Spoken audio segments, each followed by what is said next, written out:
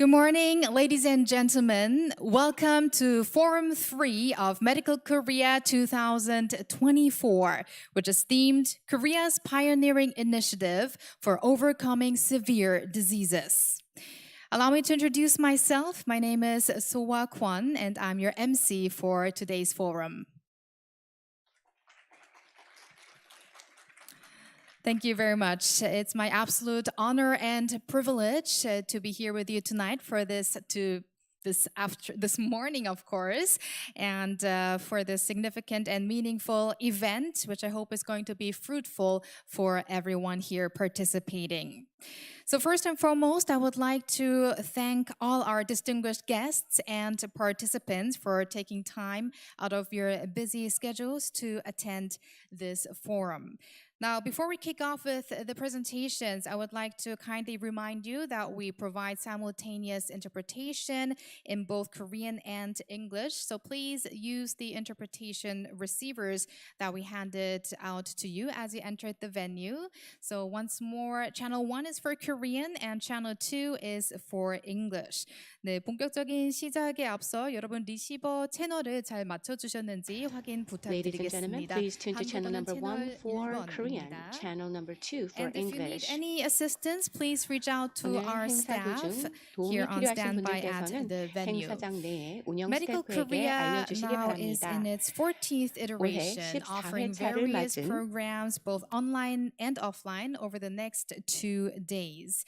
And by searching Medical Korea 2024 Forum 3 on YouTube, you can watch the live stream of this forum and actively participate in the live discussions. And we appreciate your interest and encourage your active participation.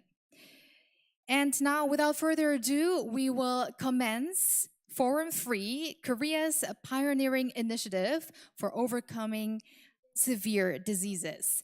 And I would like to now introduce our distinguished guests who are here with us today. 네, 시작하기에 앞서 저희 내빈 소개를 잠시 Before we begin, 해드리도록 we are going to 하겠습니다. introduce our 네, distinguished 오늘 guests. 우선 한국보건산업진흥원 We have President Sun-do Cha of the Korea Health Industry Development Institute is here with us. Please welcome him with a big round of applause.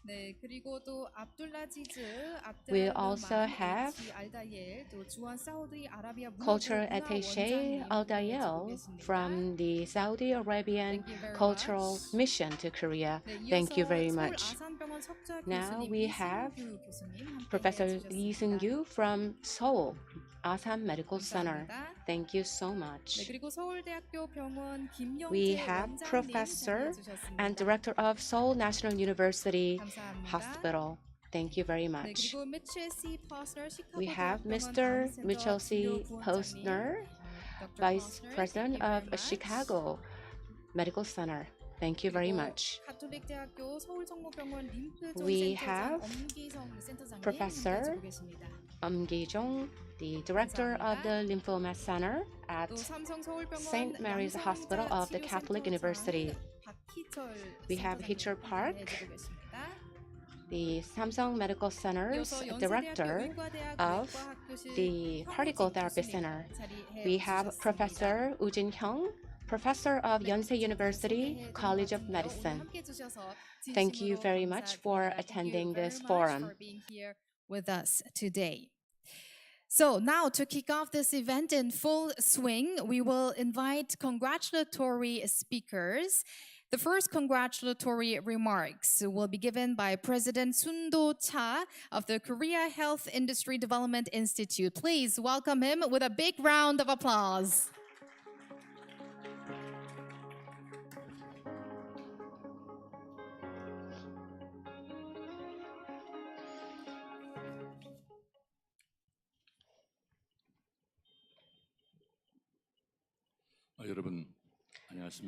Good morning, ladies and gentlemen. I am Sun-do Cha, President of Korea Health Industry Development Institute. Marking the 14th anniversary of the Medical Korea 2024, I would like to thank everybody for attending this important event. I sincerely extend my appreciation to all of you for honoring this event with your presence.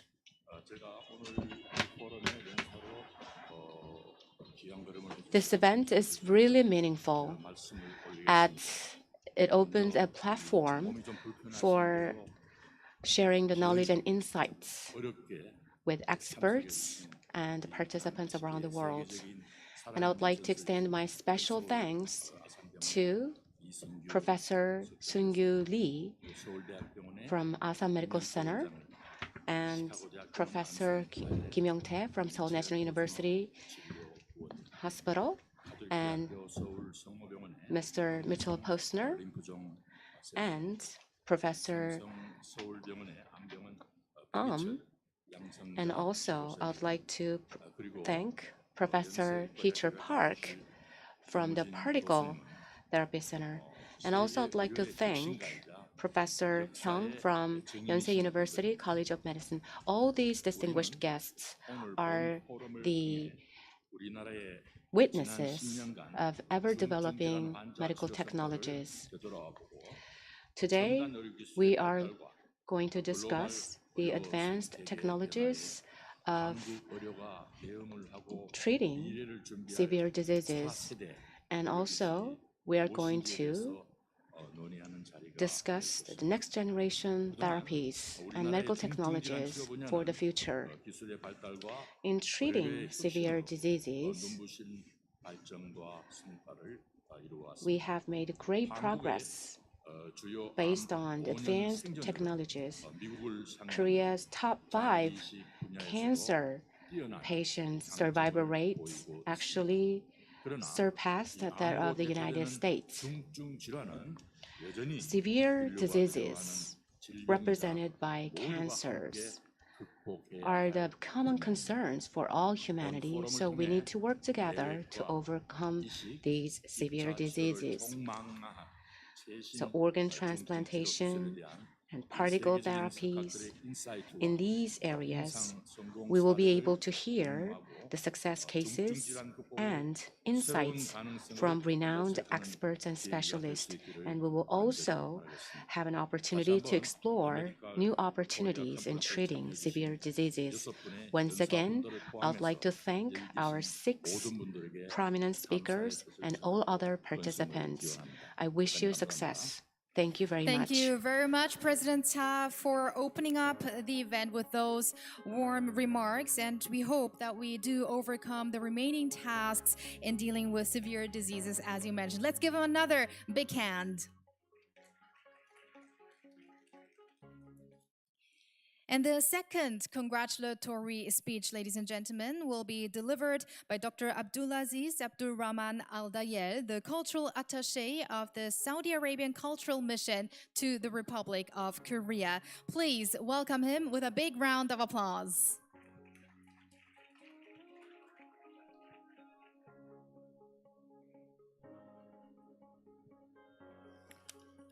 Good morning, everyone. Distinguished guests, honorable attendees. It's a great pleasure and honor, tremendous respect, and a lot of humbleness that I will be standing before you today, beginning this important scientific panel discussions on cancer treatment at Korea hospitals. This assembly here does not just mean our joint commitment in the fight against one of the most serious enemies in human health. It also serves as a powerful example of what an incredible stride we have taken in this endless fight. The strides and innovations observed in the medical and technical cancer treatment methods made available in Korea are commendable, laudable, to say the least.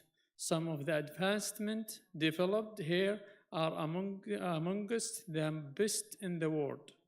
And by having them, it raises its reputation for being pioneering and committed to carrying out the best excellence in healthcare. It's with pride that one admires the hope from many around the world, including the footprints of my country, Saudi Arabia, for setting a new paradigm in the state-of-the-art treatment options, pioneering research and reaching a humanistic side of patient care at Korea hospitals.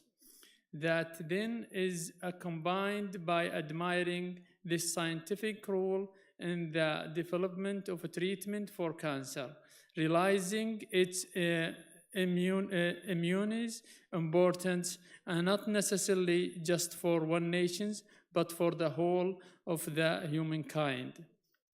This then stands testament to the kind of spirit these collaborations represent and shared knowledge that exceeds borders to unite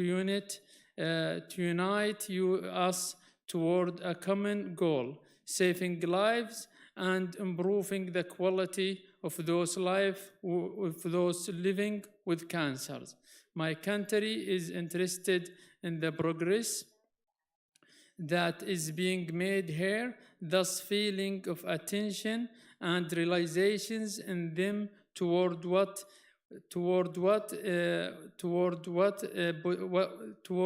potential can be drawn from an effective partnerships between our nations. We are interested in the opportunities and areas of collaborations at different levels: training, treatment, and training, treatment, and scientific research. We will complete each other by bringing our collective skills together and pooling valuable insights and to build one each other in developing innovative solutions that will promise to light a bonfire for brighter futures for cancer patients across the globe. Such cooperations is not merely beneficial, but is essential. And solely in this complexity, it requires us to get invested in many approaches, those including the best of our scientific knowledge, the clinical and technological advancement. This way, great strides in treatment methodologies and patient care can be made, and ultimately toward the cure. Let's keep those huge responsibilities and much more scientific impact in today's conversations. With the road seeming hard, but with mutual support and joint vision, there is not one barrier that cannot be taken down. In conclusion, I want to humbly express my heartfelt appreciation for the opportunity to make these opening remarks of these very distinguished panel discussions. I am indeed privileged to be in such a valued meeting and look very much forward to the interchange of ideas, discussions, and the future partnership that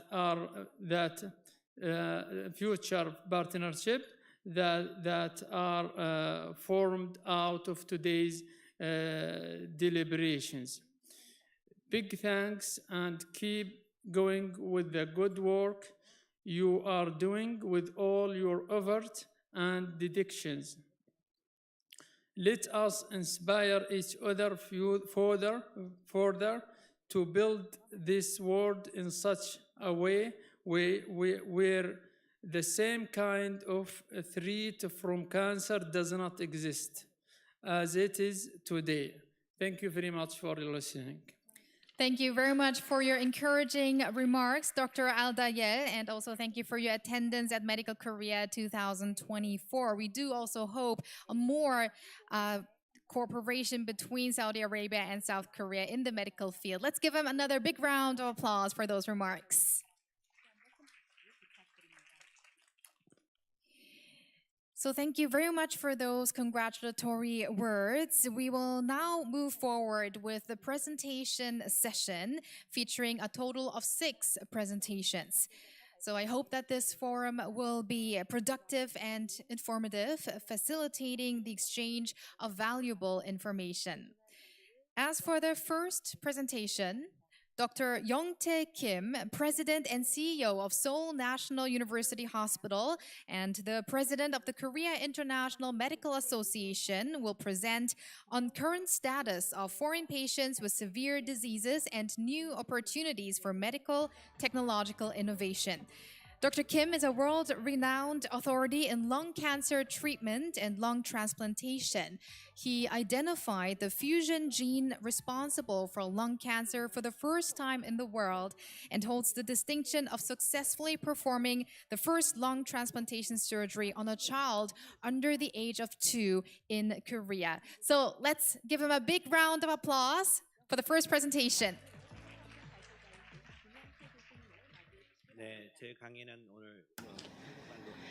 I'm going to conduct my presentation in Korean because the majority of the audience is Korean.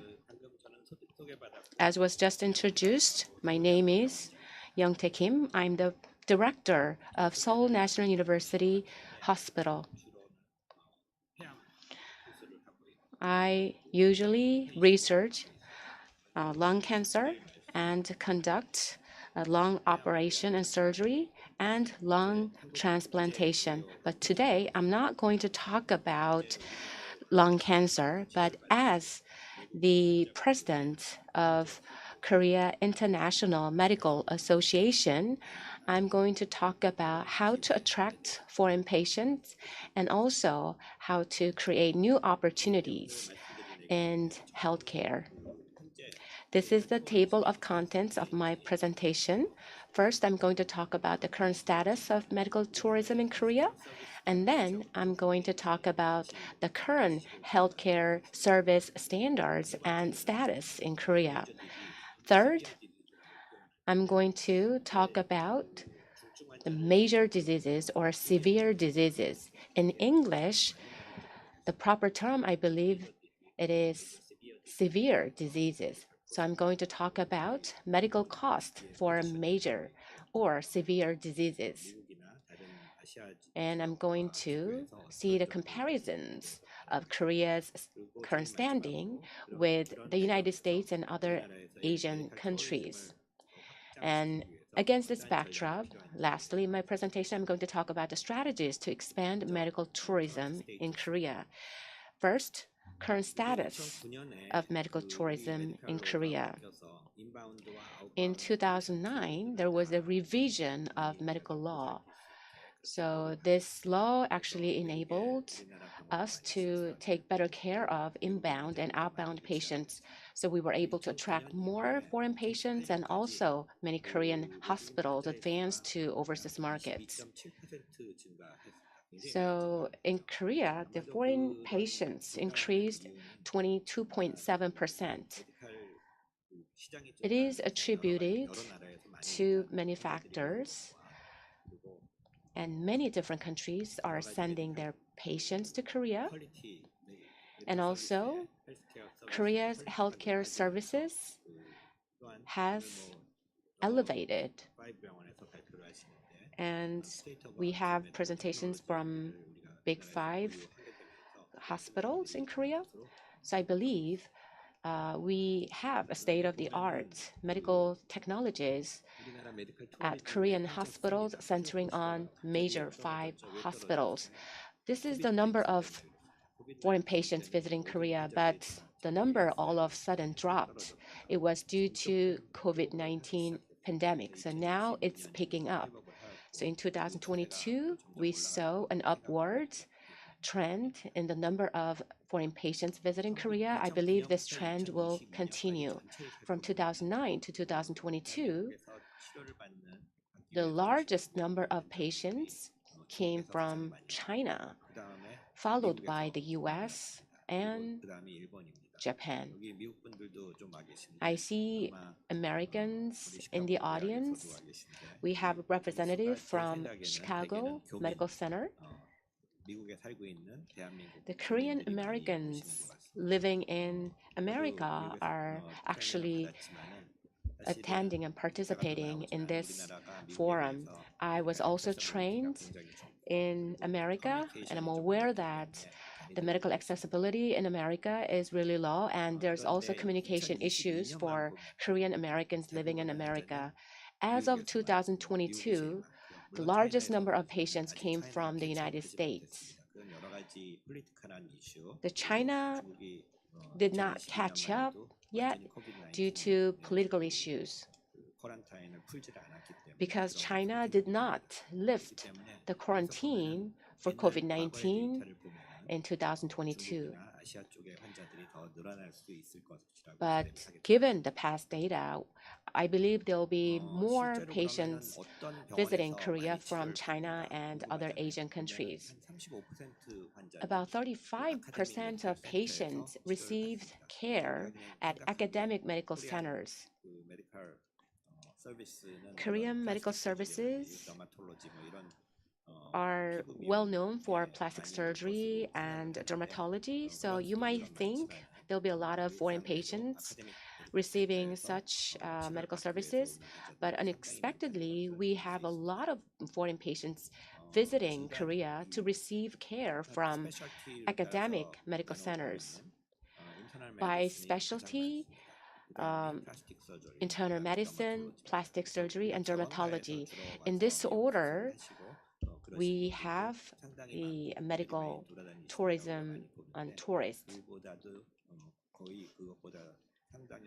So there are many medical tourists for plastic surgery, but also we can see that a lot of severe patients are visiting Korea to receive treatment from major centers. Let's look at the disease breakdown: rare disease, cancer, and the cerebrovascular disease and serious burns. So growth rates of annual cases of major diseases, including cancer, cardiovascular disease, cerebral vascular diseases, and serious burns have been decreasing. So the number of patients in these specialties is decreasing in terms of medical tourism. So what is the reason? The reason is not clear. So we can only assume that the number of foreign patients has not picked up fully even after the COVID-19 pandemic. But I believe there is a great potential for recovery of the number of foreign patients in these specialties. Now, let me talk about the current status of Korean healthcare services in Korea. I would like to showcase advanced Korean healthcare services. So other speakers will also talk about advanced medical services and technologies.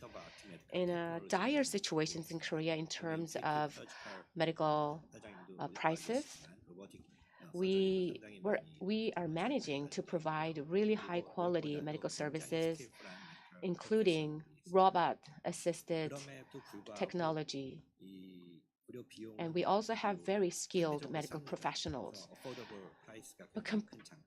But considering this, still, we offer very affordable prices. And also we have short wait time at Korean hospitals.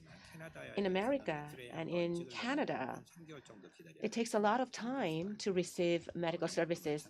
It takes about 3 months to get an X-ray done.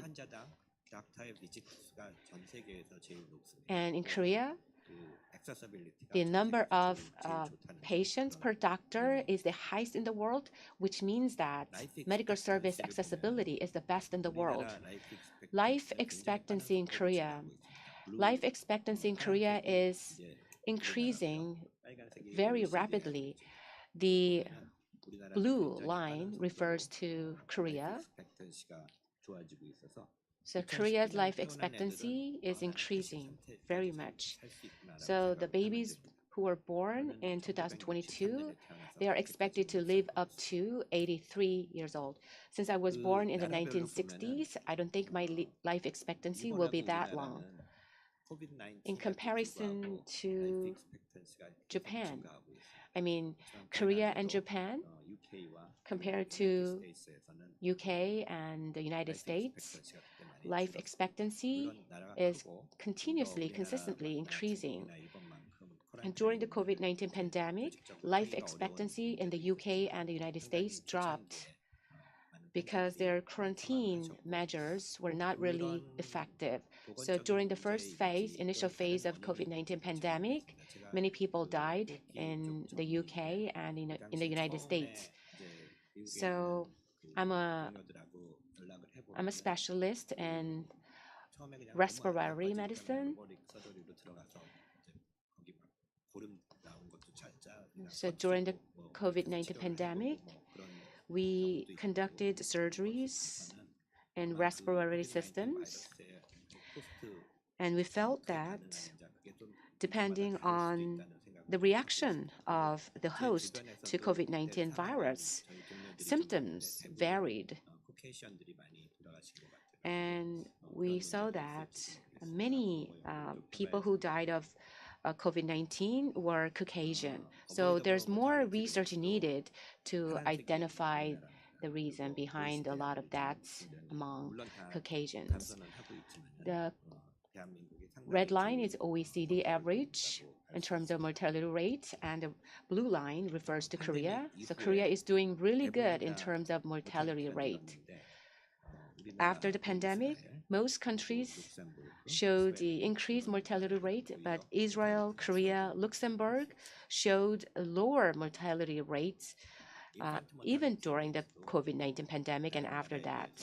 And infant mortality rate is also really good compared to other countries. So Korea's infant mortality rate is lower than other countries. So relatively, Korea's infant mortality rate is low. But what's concerning in Korea is that we have really low birth rate. So for each and every baby born, we are doing our best to provide best care. That's why Korea's infant mortality rate is really low, and also Korea's healthcare services are really advanced. For severe diseases, cancer survivor rate, I think this presentation showed wrong information. Korea's cancer mortality rate is the lowest. So Korea's cancer survival, this is not cancer survivor rate graph. This is the cancer mortality rate graph. Korea shows the lowest cancer mortality rate. We have many surgeons here in this audience.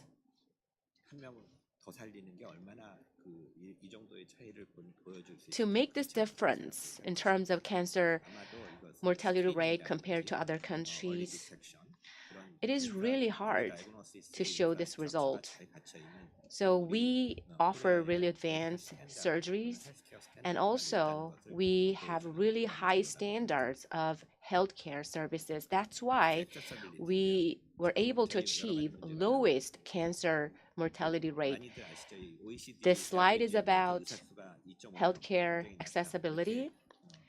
The OECD's, compared to OECD average, Korea's average number of doctor per patient is really low. Per capita physician rate is the highest. The per capita physician rate is 15 to 16 in Korea, while the US one is 4. So medical service accessibility is really high. So patients easily visit hospitals, and also medical costs are really low. So patients easily find Korean hospitals. And we really have shortage of doctors, but each doctor sees a lot of patients. That way we address the shortage of doctors. So we do have really great healthcare accessibility. Now I'd like to talk about medical costs. Let's look at the total healthcare spending. What is the highest one? That is the US one. The US shows the highest healthcare spending. The red line is Japan. Korea is the bottom one. The UK one is between Korea and Japan. So we have really high life expectancy with the lowest healthcare spending. So we spend less for higher life expectancy. In the United States, healthcare spending is the largest. Their medical services level is really high, but they inject a lot of money too in the United States. The US spends 3 to 4 times more on healthcare than South Korea. So Korea's medical costs are the lowest.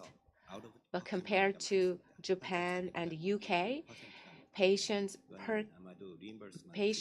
out-of-pocket is really high. So I think it is attributed to the low reimbursement for hospitals. But still, nevertheless, Korea's medical costs are really low. How much we spend in cancer care? Korea's cancer mortality rate is the lowest, but cancer care expenditure is the 8th in the world. In Spain and UK and other European countries, the government makes sure there's a low cancer expenditure. But in Korea, we achieve high cancer survivor rates with low cancer care expenditure. This is the average cost for surgery. I'm a cardiac surgeon. Coronary bypass, the cost is that much, as you see in the table. So Korea has low the treatment cost compared to the United States, but Thailand shows even lower cost. But in terms of quality and cost, Korea is really excelling. At Korea's major medical centers, Korea's medical technology and outcomes are comparable to those of the United States. Nevertheless, the costs are really lower than those in the United States. So we are really competitive in terms of prices and medical services. So now let me talk about strategies to expand medical tourism. So we have caught up with other types of diseases, but in terms of severe disease treatment, we still have more room to catch up with. So we need to train our medical professionals. We need to maintain medical prices competitiveness, and also we need to make sure we have proper interpreters at medical centers. And the government needs to provide legal, financial, and policy support. So we need to focus on the severe diseases. So when it comes to advanced medical technologies, we can think about telemedicine, robotic surgery, and artificial intelligence diagnosis. This is the story of the Seoul National University Hospital. So not only in Seoul National University Hospital, but also in other major centers, they have set up already telemedicine facilities.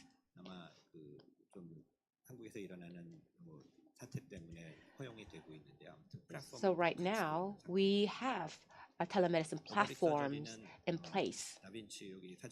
When it comes to robotic surgery, we have the CEO of Da Vinci system company. So Korea is the country that has deployed and adopted the highest number of Da Vinci systems. So this is a picture of surgeons conducting robotic surgery. So for thyroid cancer, lung cancer, and esophagus cancer, we are providing robotic surgeries. At Seoul National University Hospital, we have a lot of patients with rare pediatric diseases. Later, we'll hear about CAR-T at Seoul National University Hospital. We have the facility to create CAR-T therapy.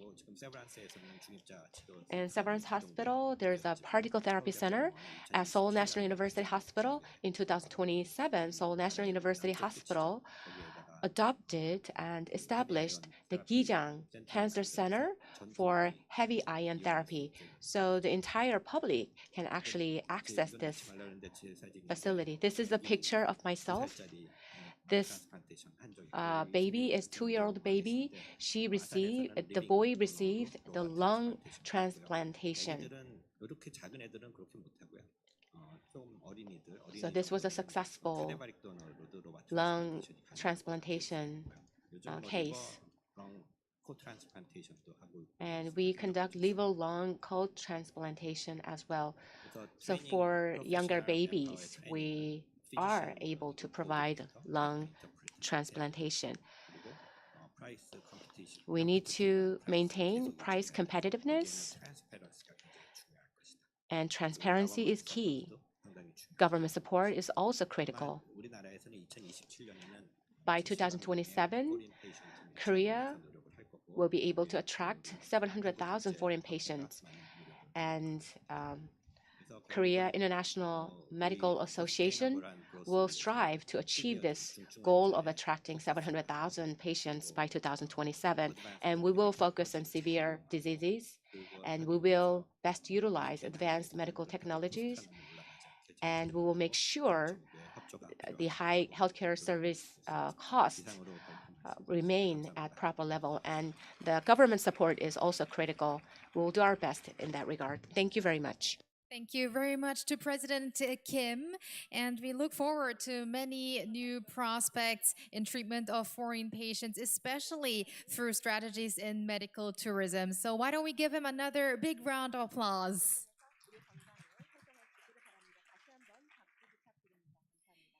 And our next speaker is Dr. Mitchell Posner, Physician-in-Chief of the Comprehensive Center at the University of Chicago Medicine. And he will deliver a presentation on the topic of current advances in cancer treatment and reimagining future cancer care.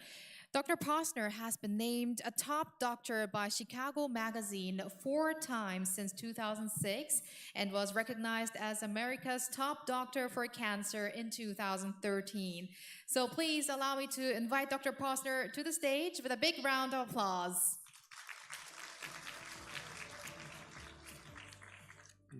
Annyeonghaseyo.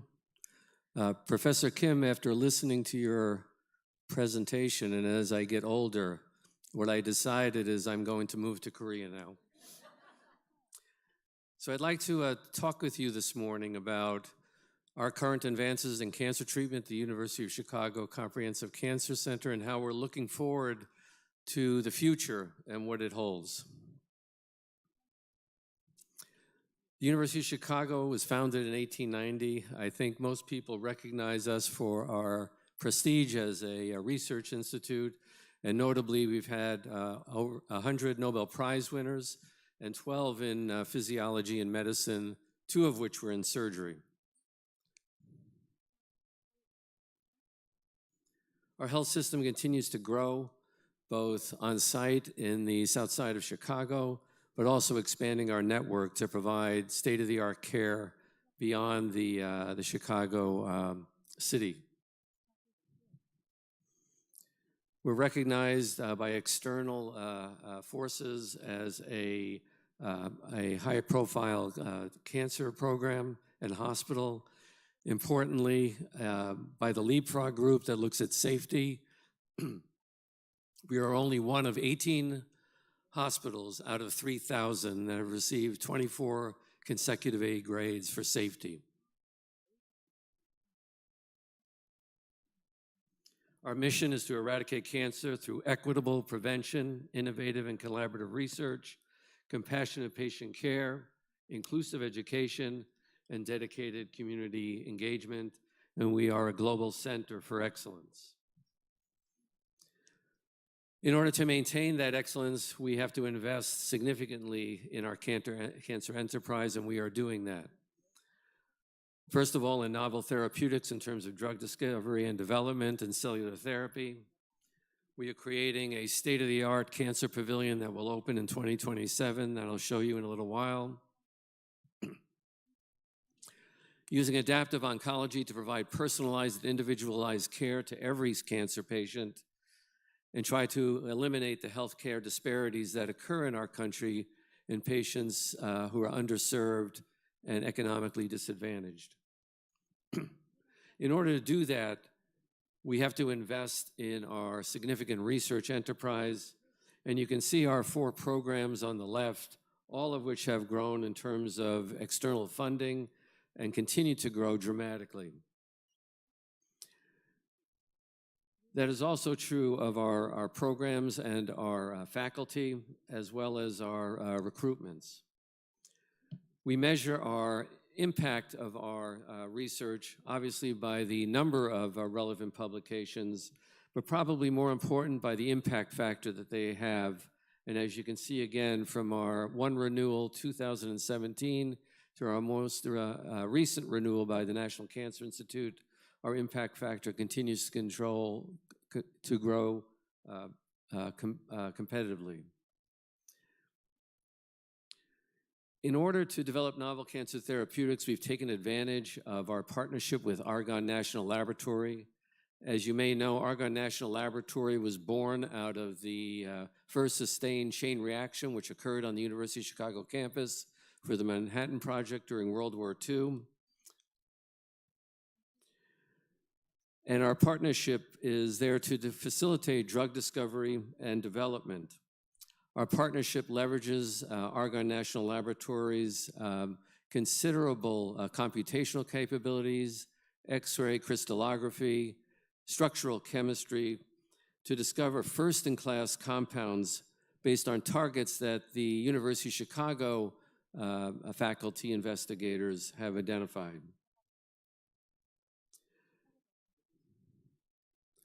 We are expanding our GMP facilities to accelerate novel therapeutics. We're expanding our cell manufacturing facility, opening a new vector production CGMP, and a new microbiome CGM facility. And as you can see here, we have a cyclotron, which actually will be now a new one put into our new cancer pavilion that opens in 2027. At the moment, we have 4 investigational PET compounds under IND, and several radionuclide candidates for imaging and theranostic radiopharmaceuticals that are in development. Again, we leverage Argonne's expertise and facilities that are extraordinary in order to provide this new discovery and development of radiopharmaceuticals. Just to give you one example, this is the ELAINE pathway, which kills cancer cells via proteolytic release of CD95 death domain, as you can see here on the left. It is quite specific for cancer cells. And our investigators discovered N17350, which is a first-in-class biologic that mobilizes this pathway to kill cancer cells. And you can see a preclinical model here on the right that destroys tumors completely in mice. Our job is not to cure mice, though, it's to take care of patients. And the fuel for all of this science is our excessive efforts in clinical trial activity. You can see that our total accrual continues to increase over time. And there are multiple examples of practice-changing clinical trials. This one on the role of lobar resection for non-small cell cancer. This one for the combination of immunotherapy and chemotherapy in non-small cell lung cancer. Our CAR T cell therapy programs, our work in leukemia, and our work in pharmacokinetics to decrease toxicity of regimens that are delivered, especially immunotherapy. We have a very unique history at the University of Chicago. As I mentioned, there are two Nobel laureates in medicine. One that you may be familiar with is Charles Huggins, who is the individual who founded the connection of hormonal therapy with cancer and received a Nobel Prize in the 30s. Also, Janet Rowley was the individual who actually discovered the genetic basis for cancer in her work in leukemia. The identification of oligometastases as an entity that we now could use regional therapy as opposed to only systemic therapy in patients with limited metastases. And finally, AI detection in radiology. The prototype AI-infused mammography was actually developed by Mary Ellen Geiger at the University of Chicago that was approved by the FDA. Dr. Kunle Adansi is our director of the Comprehensive Cancer Center. I work with Dr. Smith and Ms. Washington to run the service line and the clinical aspects of the Comprehensive Cancer Center. There's no question that the future of cancer care is innovation, and any organization that wants to continue to be a leader has to constantly innovate in the following areas. As I mentioned, discovery, and more importantly, translation of new knowledge and research, prevention, early detection, and innovative therapies, and survivorship. Also, innovative practice models that I'll talk to you about with our new Cancer Pavilion, taking advantage of the emerging technology, digital technology, as well as AI to improve care processes and outcomes, as well as the patient experience. We have been a comprehensive cancer center for over 20 years and received granting from the NCI for over 50 years. We'll actually have a reception for our 50-year anniversary at this year's ASCO meeting. And what defines Comprehensive Cancer Institute by the NCI is not just the clinical care, the research, the training, and the community impact, but really the fundamental basic research that occurs in the population research, fundamental basic science, translational research, and of course, clinical research activity in the context of clinical trials. I've talked to you about our world-class capability and storied history. And in order, again, to be able to move to the future, we're making a significant generational investment in our new Cancer Pavilion, as you can see here on the right. Our numbers speak for themselves in terms of our activity in cancer. I'll point out that the University of Chicago is only one of 30 U.S. institutions that was selected as lead academic participation sites for NCI's National Cancer Trials Network. That means that to be one of these sites, you have to have more than 300 open trials, and the trial enrollment has to be more than 1,000 per year at your institution. Continued investment is critical to developing the research pipeline, and as you can see here, we continue to do that in every component of clinical trial activity. Importantly, from our aspect with our community, we actually accrue over 30% of minority patients to clinical trials, which is critical because in the past, clinical trials were focused on a very, very select group of people and didn't actually expand to the entire breadth of our community network, and we never knew if those findings that showed impact actually had impact throughout our population. Just to give you a quick view of some of our programs, in GI cancer, I mentioned oligometastases. We have a robust HIPEC program and hepatic artery infusion program, a unique trial, which I'll show you in a second, as a personalized approach to gastroesophageal cancer. In head and neck cancer, we're known as the pioneer of organ-sparing treatment for head and neck cancer with chemotherapy and radiation therapy. The picture there is of Grant Achatz, who is the chef at the 3-star Michelin restaurant in Chicago, who, believe it or not, developed tongue cancer as a chef, went to every other institution in the United States that recommended a glossectomy or removal of the tongue. He is still now a chef with his tongue at Chicago because of our efforts. First to market innovations in thoracic oncology, including advanced AI bronchoscopy. In gynecologic oncology, we were one of the few hospitals in the United States and the only hospital in our state offering radical vaginal trachelectomy to preserve fertility in patients with cervical cancer.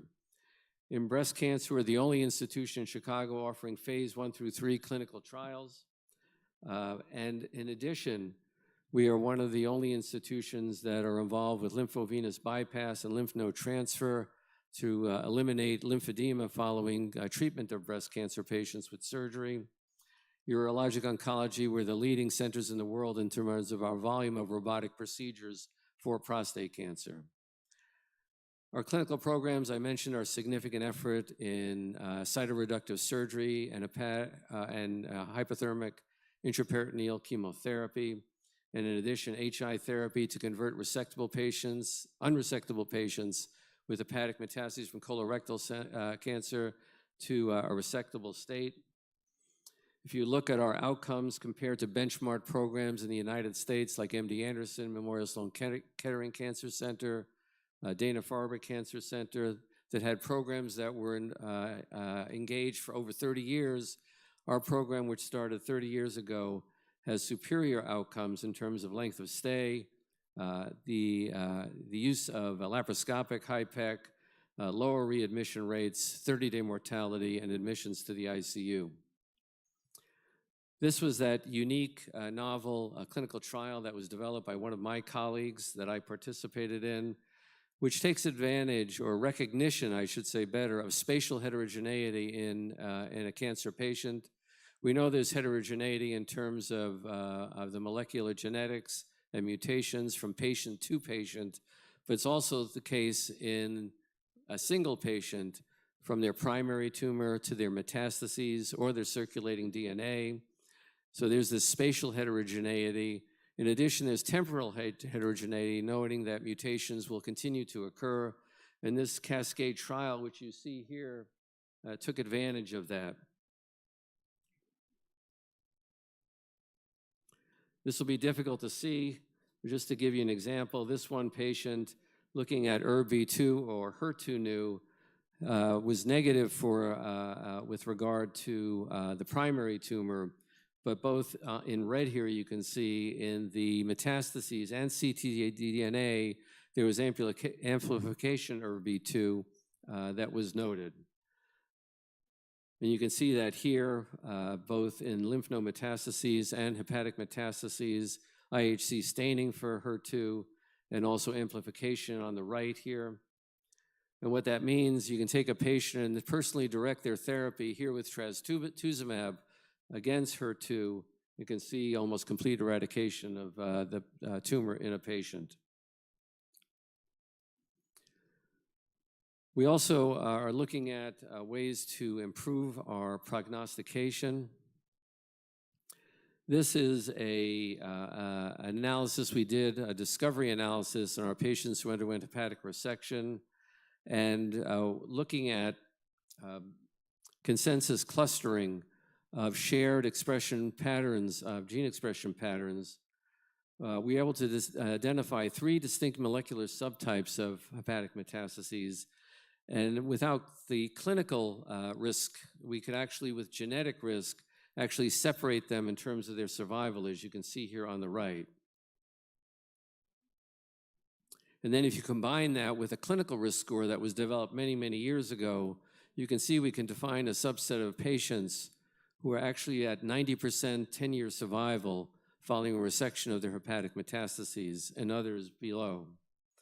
We had to validate that, so we used patient information from a randomized clinical trial performed in Europe.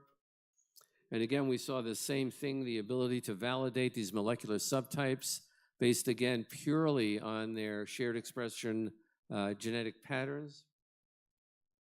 And we combined it with a clinical risk score. Again, you can see the separation of the curves. And why this is so helpful is that in patients with hepatic metastases who undergo resection, we know that adjuvant therapy has not appeared to be of benefit. So we can avoid adjuvant therapy in those patients who are destined to do well by this molecular classification, and in others actually try to identify targets that would improve our therapy.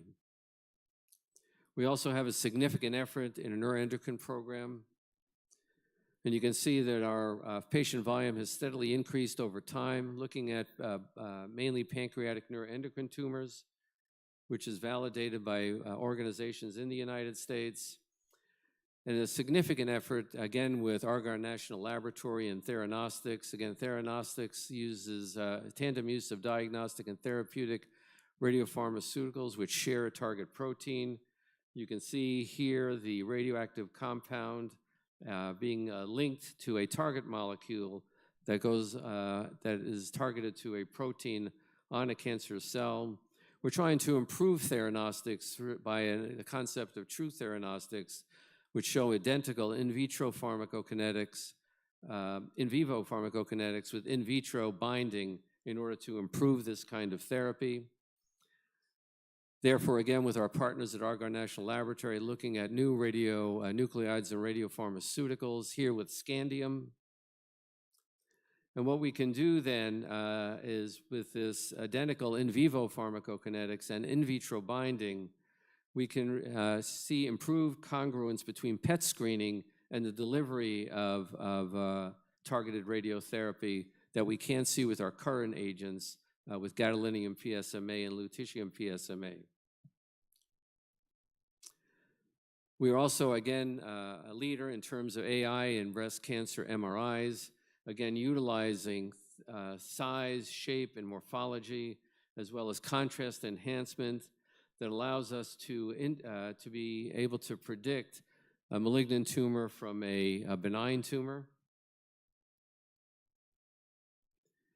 In addition, we now can predict with MRI and AI enhancement the ability to identify a recurrence, free survival, as well as a response to neoadjuvant chemotherapy.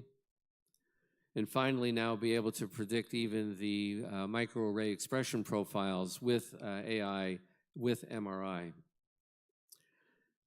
Finally, I just wanted to show you with our significant investment for the future, our new cancer pavilion, which will be located on our Southside campus. This will be the first freestanding and dedicated comprehensive cancer center in Chicago with a unique approach to thinking and care about patients in a holistic way, from addressing their financial matters of living with cancer to managing life after a cancer diagnosis, with a fully coordinated patient and family-centric experience, multidisciplinary care that is fueled by emerging technologies and artificial intelligence.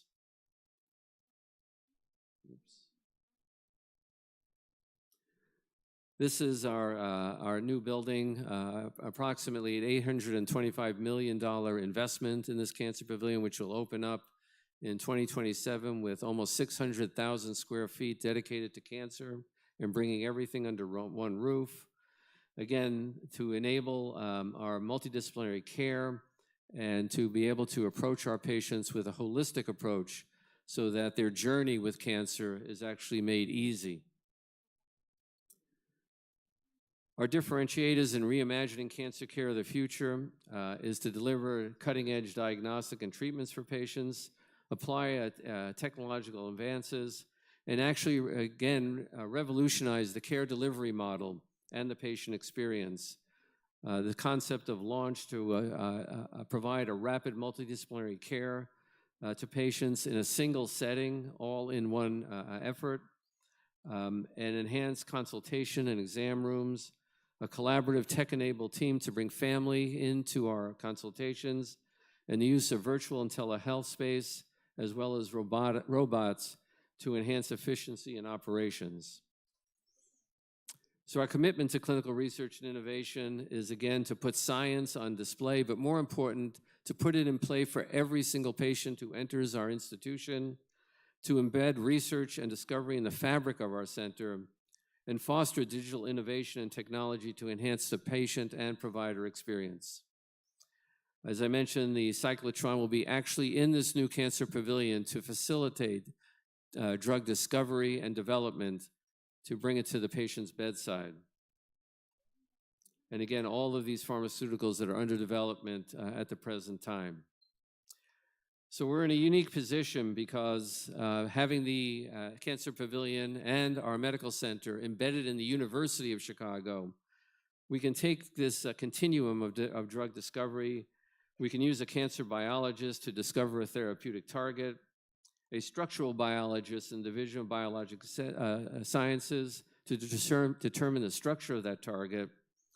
We can have a computational biologist identify multiple drug candidates, and then a chemist to modify that molecular skeleton of the drug candidate to help it do a better job. And then finally, a molecular engineer in the Pritzker School of Molecular Engineering at University of Chicago to create a nanoparticle to protect that therapy and make sure that it does its job. As I said, we're focused on patients and family first, a seamless experience, an international destination for cancer care, and looking at clinical research and innovation that is the foundation of everything we do at the University of Chicago. We've gone through a period of going through every step in a patient's journey to enhance the efficiency of care, optimize their experience, and make the journey as simple as possible. Again, I want to thank you for your attention. It's been a privilege to speak with you today. Thank you very much. Thank you very much, Dr. Posner. It was a truly insightful presentation, and in particular, raising expectations for the Cancer Center of the Future. Let's give him another big round of applause.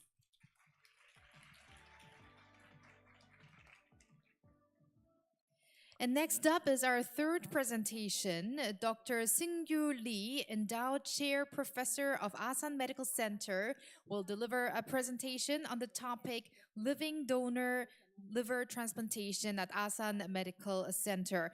Now, Professor Lee is a global authority in liver transplantation who achieved the world's first 2-to-1 living donor liver transplantation in 2000.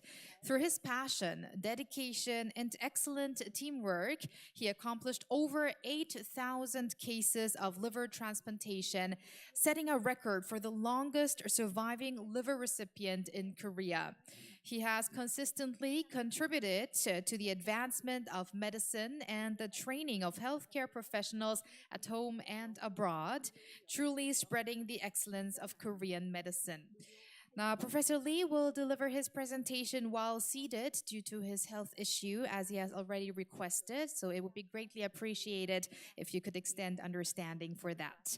So, ladies and gentlemen, please welcome Professor Seung-Gyu Lee, who is making history in living donor liver transplantation, with a big round of applause. Thank you very much.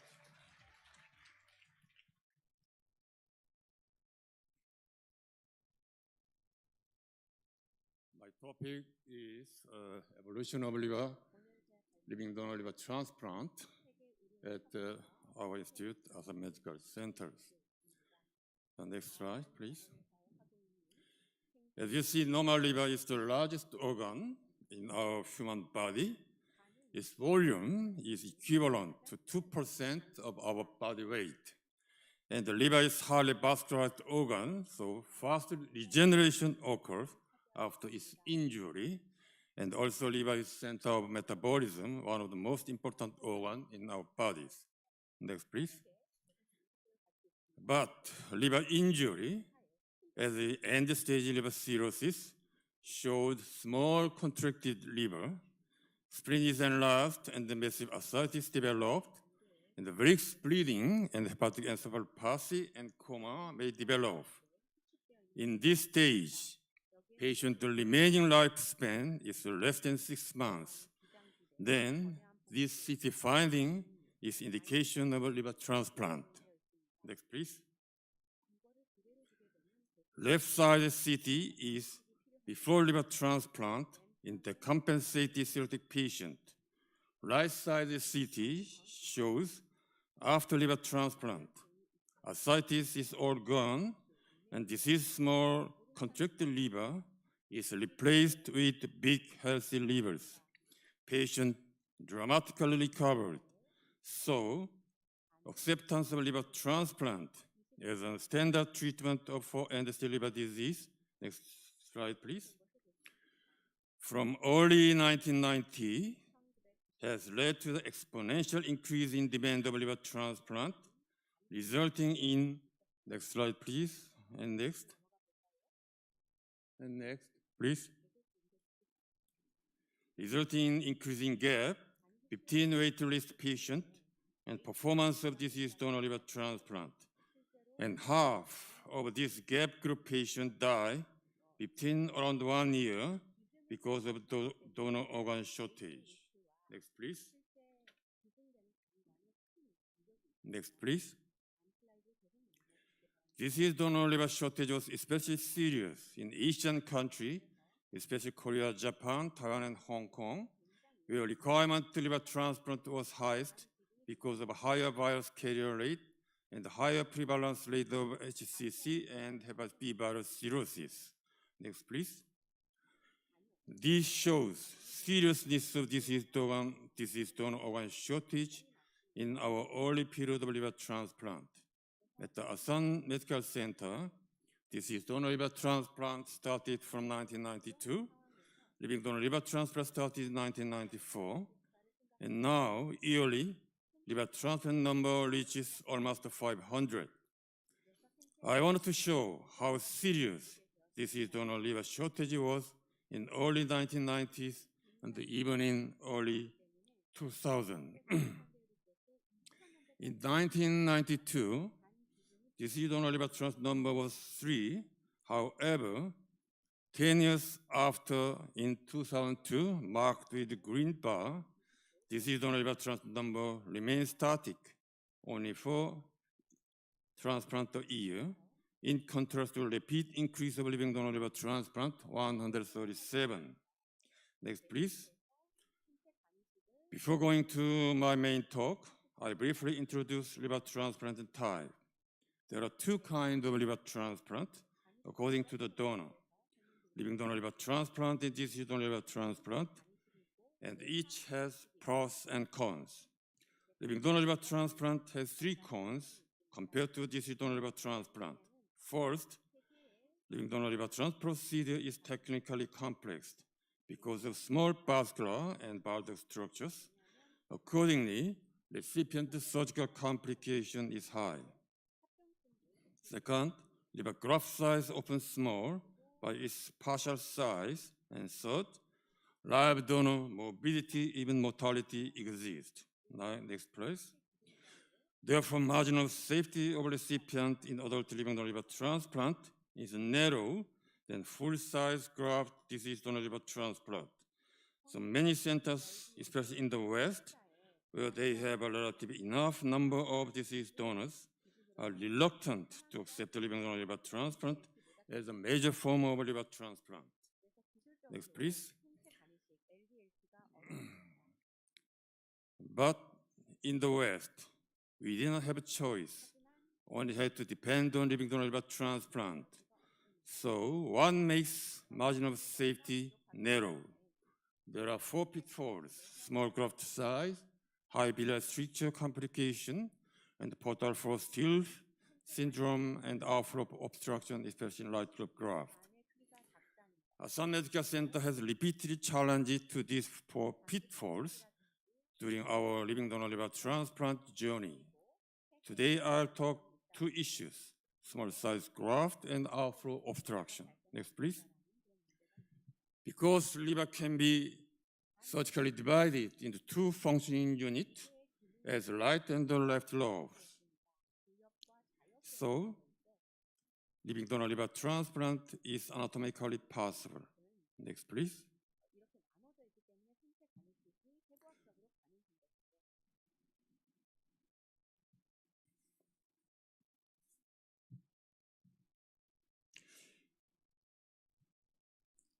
In the East, where viral hepatitis is endemic and the disease organ donation rate is lost, Asian countries have the greatest need for living donor liver transplant. Next, please.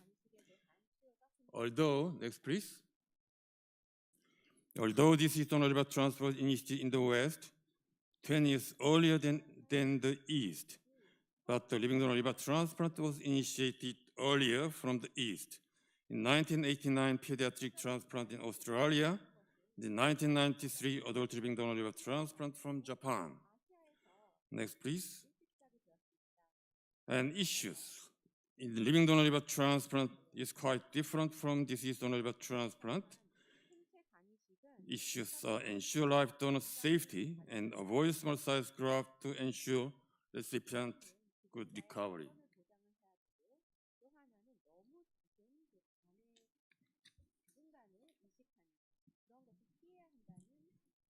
Adult living donor liver transplant was initiated in Japan by small size left liver lobe for the anxiousness of donor safety. Next, please. This Kyoto University experience showed that left lobe living donor liver transplant, mostly small size graft, especially graft to recipient weight ratio is less than 0.8, showed poor outcomes. 3-month survivor was only 54.5% poor. So, left lobe living donor liver transplant did not spread widely to the world. Next, please. And especially look at the cons of small size graft are small size graft may develop hepatic failure, and the small size graft cannot tolerate post-transplant surgical and medical complication, and cannot apply to high MERD and the severely diseased patient. So, constant focusing in adult living donor liver transplant was directed to avoid small size graft. Next, please.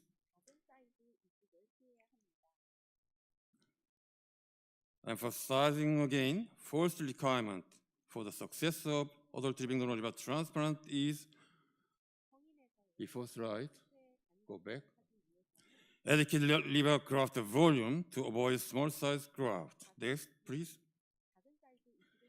So to overcome small size graft from using left lobe graft, then right lobe graft was introduced from, next please, from Hong Kong first, the next year at Asan, then Kyoto, and Germany and United States. Next, please. Great advancement of bigger size right lobe graft living donor liver transplant is right lobe living donor liver transplant enables donation from donors smaller in body size than recipient with more than 0.8 graft weight ratio in most instances, and has markedly increased performance of adult living donor liver transplant throughout the world. Next, please. And this shows pros, advantage of right lobe living donor liver transplant. Donor, wife, was smaller than recipient, and on 14th day post-transplant, they recovered well and looked happy. Then, all world liver transplant centers then focused and turned to right lobe living donor liver transplant from the previous left lobe living donor liver transplant. But, next please. New, unexpected issues emerged in ongoing right lobe living donor liver transplant experiences. First was donor death, but the inappropriate excessive liver volume resection. Next, please. At least 30% of total liver volume should be a remnant liver volume in the donor to ensure donor safety. But each donor shows a different volume proportion of right and left liver lobe. So appropriate donor selection is important for donor safety. Next, please. By inappropriate excessive right lobe resection in donor mortality began to report it. Next, please. Then up to 2019, 36 donor mortality were reported in all of the world, especially after right lobe living donor liver transplant. Europe 8, United States 6, Japan 1, Korea 1. Of course, it's not happened in ASEAN, but actually, unreported mortality will be more. Next, please. So, first priority in living donor liver transplant is complete donor safety. Safe donation after right lobectomy is ensured when the estimated remnant liver volume is more than 30 to 35%, depending on donor age and the degree of liver steatosis. Next, please. But there was an unhappy event of donor death in the United States in 2002. Before donor death, living donor liver transplant activity gradually increased. 524 living donor liver transplant a year in 2001. But after donor death event, living donor liver transplant activity has been going down, less than 300 living donor liver transplant a year, and cannot recover to the previous activity. Next, please. In living donor liver transplant, we should ensure both successful recipient recovery and complete donor safety. From now on, I'll talk about two world-first living donor liver transplant procedure to achieve complete recipient recovery and donor safety simultaneously. Next, please. Second emerging issue was small size graft is developed even in right lobe living donor liver transplant. If sizable V5, V8 is outflow branch of anterior sector of liver right lobe are not reconstructed. This was first reported, next please, by Asan in 1999, Journal of Korean Transplant Society, with introducing strategy to solve this complication. Next, please. For better understanding, let's look at the outflow drainage of liver hepatic veins. Central portion of liver right and left lobe has to share the outflow with one middle hepatic vein. Anterior sector of right lobe drains to middle hepatic vein, and also medial sector of the left lobe also drains to middle hepatic vein. By the way, in living donor liver transplant, donor safety is top priority. So middle hepatic vein should be left in donor side in right lobe living donor liver transplant. Next, please. Consequence of preserving middle hepatic vein to donor left lobe is congestion of anterior sector of the right lobe develops. This congestion part cannot function in right lobe graft, so even if large size right lobe is transplanted, actually functioning hepatocyte volume is confined to good colored posterior sectors, so eventually small foot size graft syndrome develops. Next, please. Asan Medical Center first reported the significance of anterior sector congestion in right lobe living donor liver transplant caused by the ligation of V5 and V8 middle hepatic vein branches during donor operation. Although graft size is critical for successful outcomes, the importance of good venous outflow drainage of anterior sector of right lobe graft is crucial for maximizing functioning graft volume and the patient uneventful recovery. Next, please. Pitfalls of adult living donor liver transplant are small size, high biliary stricture, and portal flow steal and outflow obstruction, especially using light lobe graft. Our challenge to outflow obstruction was a milestone of light lobe living donor liver transplant and escalating previous 60% success rate to more than 90% success rate. Next, please. And the modified light lobe graft is making new artificial middle hepatic vein using interposition vein graft. Next, please. This is intraocular picture of a first successful middle hepatic vein tributary V5 V8 reconstruction using patient own great saphenous vein. Next, please. And next, please. Before reconstruction, severe congestion was shown, but after V5 and V8 reconstruction, congestion, respect to previous slide, congestion soon disappeared. And next, please. This modified light graft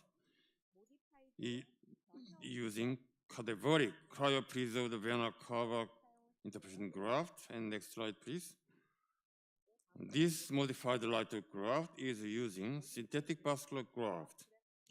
Our modified light graft has become a world standard light lobe living donor liver transplant procedure, remarkably elevating success rate of adult living donor liver transplant and also ensuring donor safety by preserving middle hepatic vein in donor remnant left liver lobe.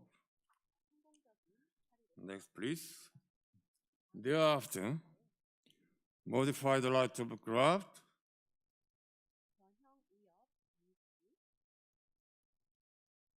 has emerged as a practical option to reduce waitlist mortality in the East. However, all potential donors, especially light lobe, are not accepted. Next, please. So, to overcome small size graft without endangering donor safety,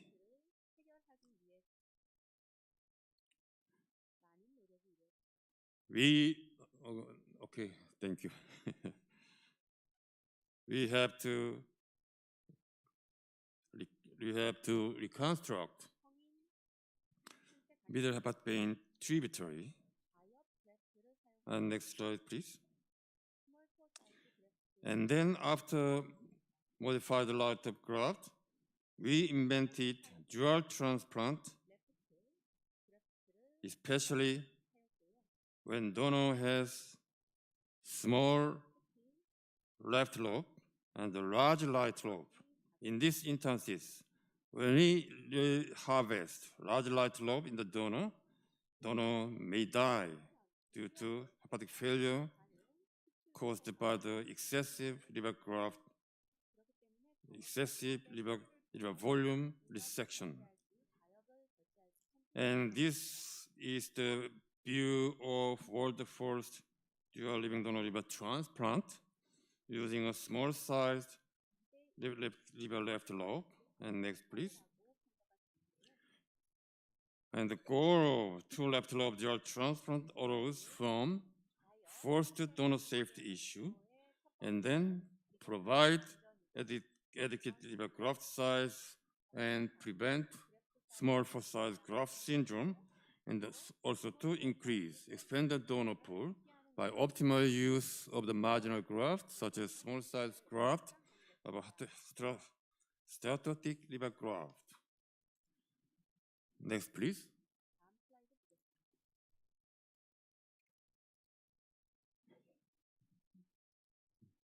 Next.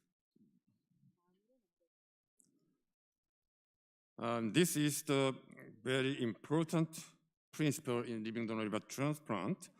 Donor safety is first priority, so safe donation after right hepatic in the donor is possible only when estimated liver volume is enough, more than 30 to 35% their total liver volume. Next, please.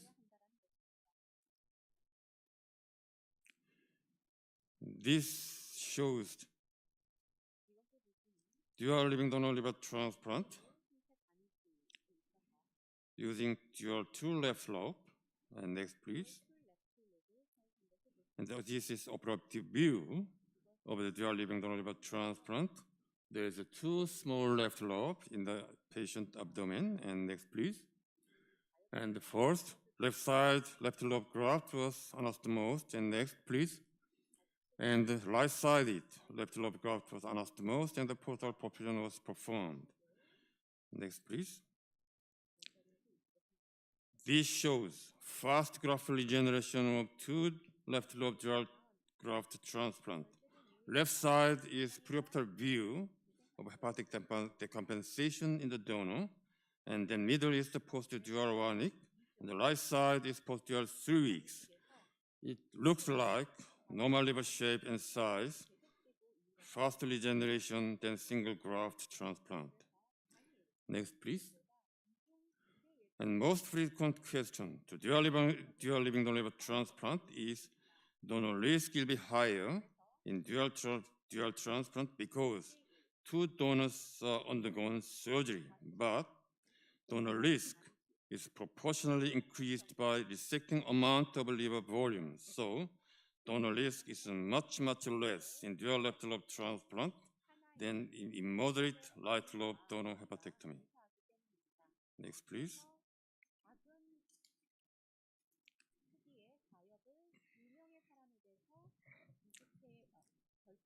Review again pros and cons of dual transplant.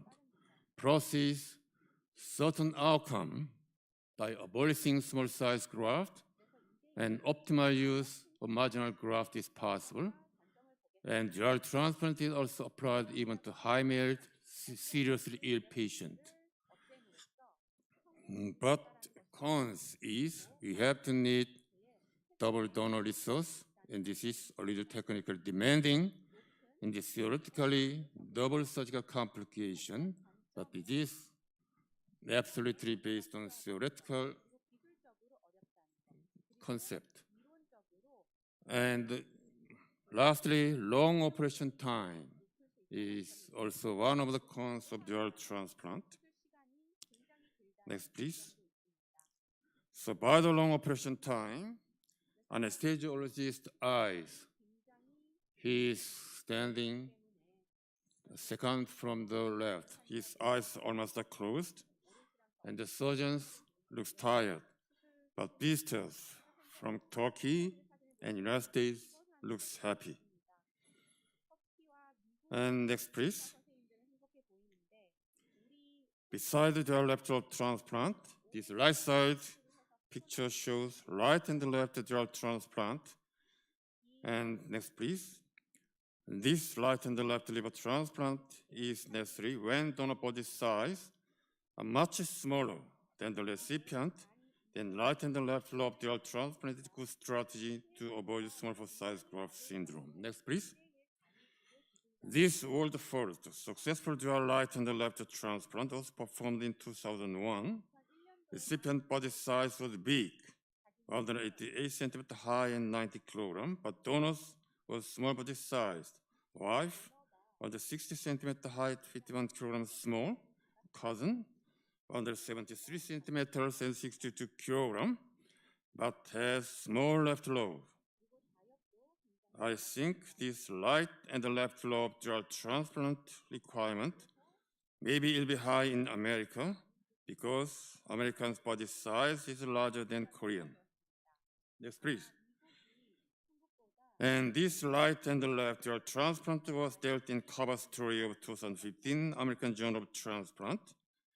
They showed much attention to these procedures. Next, please. Until 2022, 609 dual transplant was performed. Dual left lobe transplant 353, right and left 256. Their outcomes is comparable to single right lobe driven donor liver transplant and full-size disease donor liver transplant. Next, please. This was television news report of the world first dual left lobe transplant Donor was from daughter and brother. Next, please. And the patient is good now, 24 years afterward the first dual transplant. Next patient is his donor daughter. Asan Innovation, next please. Oh, before, go back. Asan Innovation contributes to save many patients' lives by Asan's way. Next please.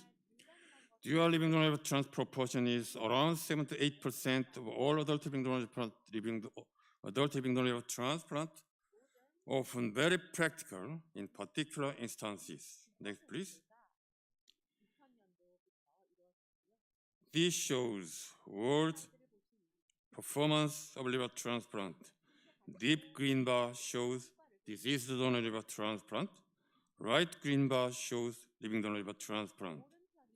Although living donor liver transplant is a technically complex procedure than deceased donor liver transplant, in the East, living donor liver transplant is favorable alternative to deceased donor liver transplant because of the deceased donor liver shortage. Then, next please.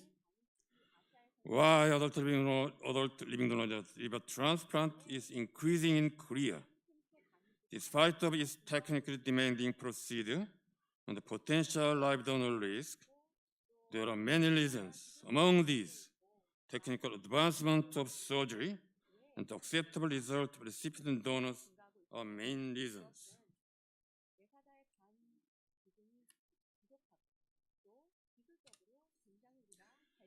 This Korea's first living donor liver transplant. Next, please. Next, please.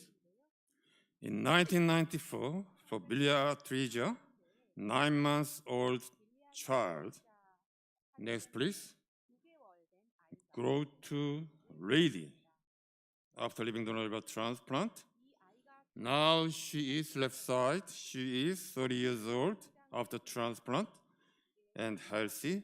And this year, December, we are preparing 30-year ceremony for her good health after living donor liver transplant. Next, please. This is Korea's first adult living donor liver transplant using left lobe graft for unresectable multiple liver cancer. It is now good working as lawyer. Next, please. Good outcomes of transplanted patient has a good provocative effect to increase transplant number. In 2017, we performed 361 living donor liver transplant, 349 adult, 12 pediatric patients, and it is said that surgeon's challenge to zero operative mortality is a dream. Next, please. But zero in hospital mortality in living donor liver transplant, it was my old long dream, was achieved, even though 20% of our patient was high risk, high MELD, and ICU bound, and the 25% was technically complex dual living donor liver transplant. Next, please. And our indication of living donor liver transplant is same as deceased donor liver transplant. High MELD and the seriously ill patient all are accepted for living donor liver transplant. Next, please. Now I would like to summarize and conclude my talk. Adult living donor liver transplant has many cons compared to diseased donor liver transplant. Cons: donor risk or small size graft, and this is technically demanding, but has many advantages. Pros: it has a larger donor pool, so waitlist mortality can be decreased. Especially, timely operation is allowed to save critically ill, urgent, or emergent patient. Next, please. This acute liver failure patient underwent emergency dual transplant before progressing irreversible brain swelling and she recovered well. Living donor liver transplant, before go back, gave opportunity of timely operation for this highly urgent patient. Next, please. This is my last slide in adult living donor transplant. Margin of safety of recipient is narrow, then this is donor liver transplant because it is technically challenging. And the living donor liver transplant demand the most surgical skills and experience and the right philosophy of surgeon with challenge to obtain the best result and to minimize morbidity and mortality of the patient. Furthermore, often, living donor liver transplant operation time is long compared to deceased donor liver transplant. But dedication of a medical personnel is rewarded by patient life-saving. Thank you very much for your kind attention. I want to show next slide. They are underwent living donor liver transplant at our institute. They are from UAE. And beside this male patient, there are many female patients, but their culture does not allow women sit together with men. And next slide, please. And the outreach operation also was performed. This is 2002. I visited Turkey, and I succeeded. Turkey first living donor liver transplant in Izmir. Next, please. And also, we are learning assigning Asia project to our neighboring developing country. In 2011, Mongolian first liver transplant by adult living donor liver transplantation. And next, please. And also, all over the world, many young surgeons visited to Asan to learn our living donor liver transplant strategy, and we are happy to contribute our surgical strategy to all over the world. Thank you very much for your kind attention. Thank you very much, Professor Lee. Thank you for introducing the various different cases of transplants. And we hope in the years to come, we will see a hike in successful liver transplantations. Let's give Professor Lee another big round of applause.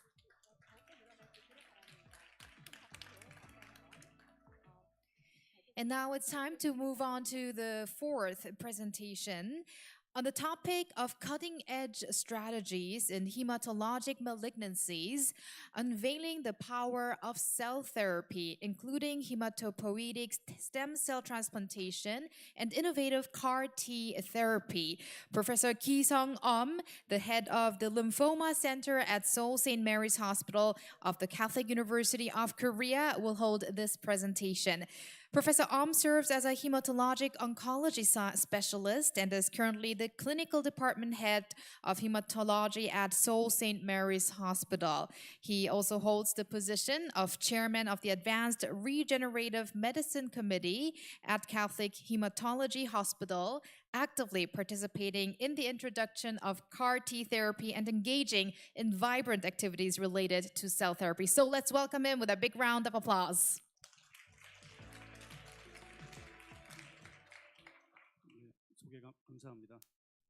Thank you for the introduction. I work in the Lymphoma Center of the Catholic Hematology Hospital at Seoul St. Mary's Hospital. So my presentation will be focused on cell therapy, especially the cutting-edge technology of CAR T cell transplantation, as well as HSLT, hematopoietic stem cell transplantation. When we talk about cell therapy, we have to talk about Emily White. In 2010, Emily White became acute lymphoblastic leukemia. The parents were in despair, and oncologists said that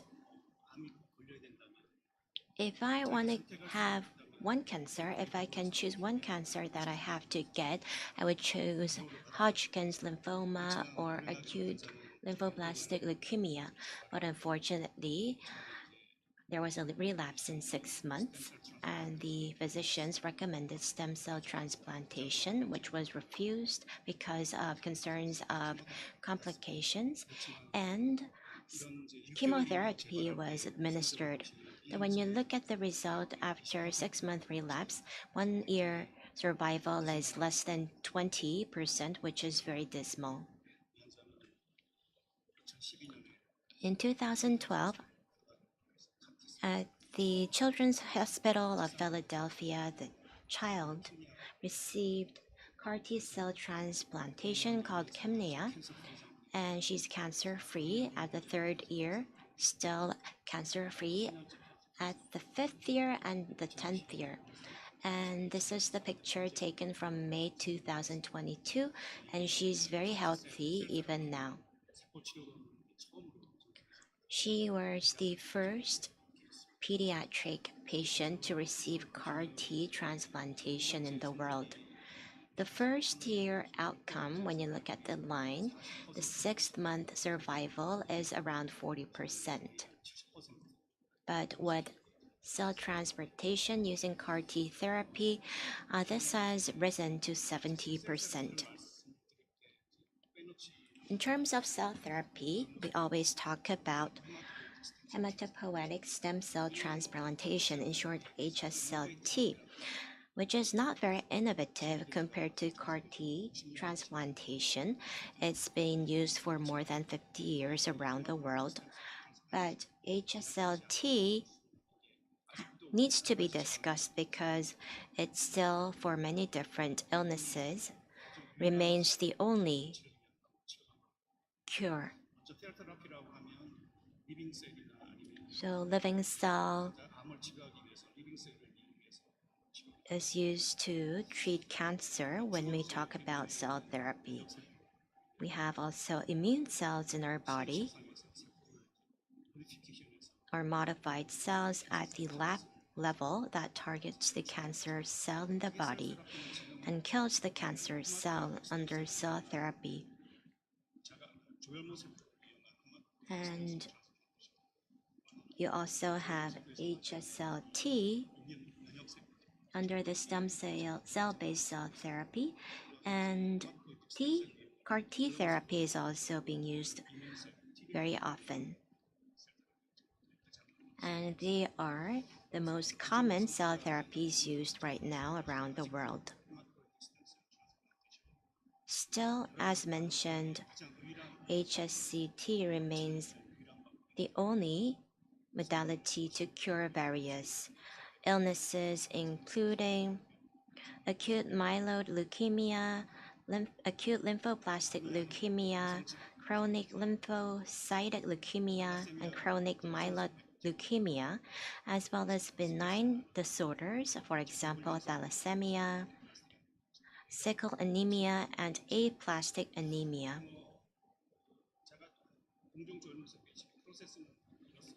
So this is the process of analogous HSCT.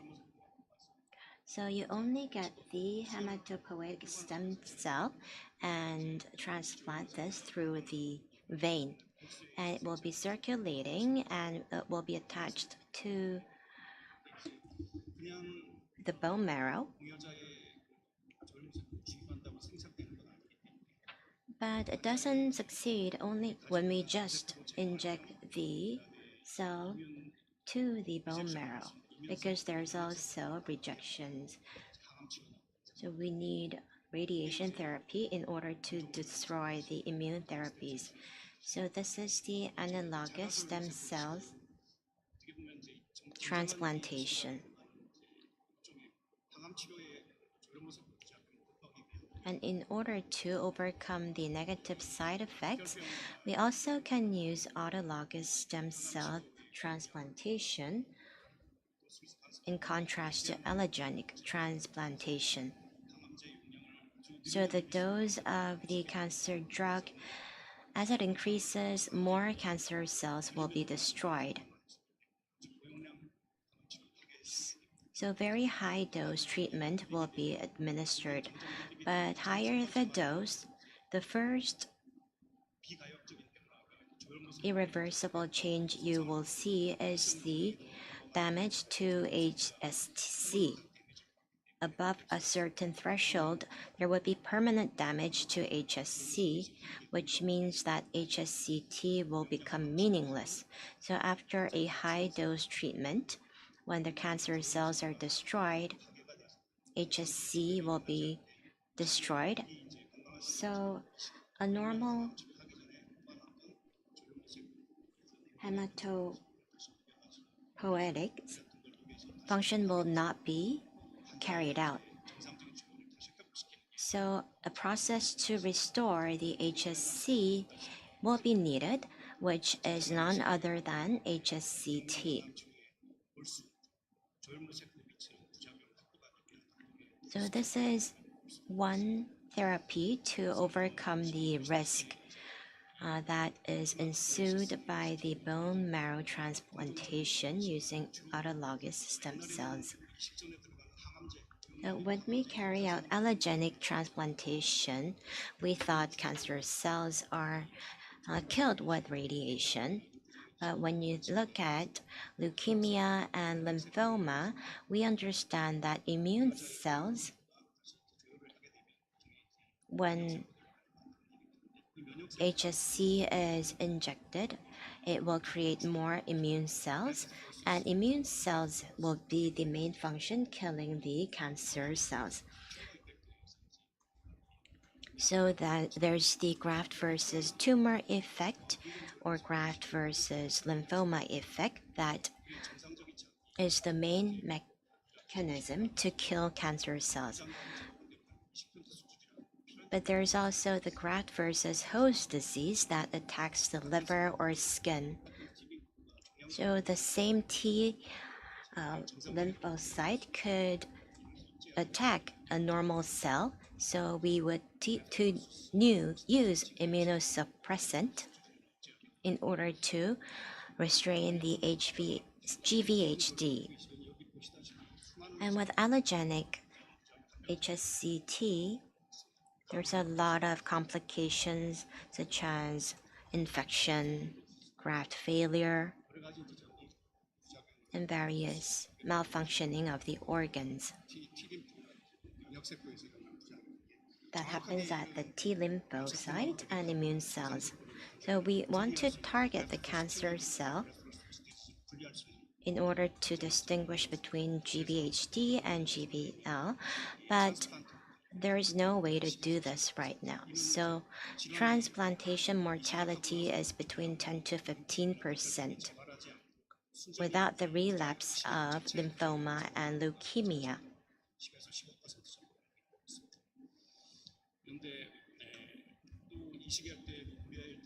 And during transplantation, you need to consider the donor. We say HLA, human leukocyte antigen, and we need to have the matching HLA to be able to carry out transplantation.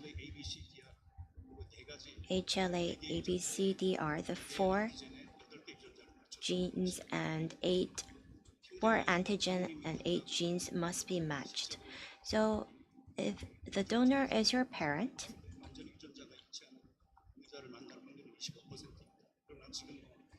well, if you share the same parent, there is 25 possibility that you're going to meet a matching donor among your family. But it's hard to find matched sibling donors these days. So we use the unrelated donor registry to carry out transplantation these days. So the main way was unrelated donor transplantation with 8 out of 8 matching. But nowadays, we can carry out transplantation even when only 6 out of 8 genes match.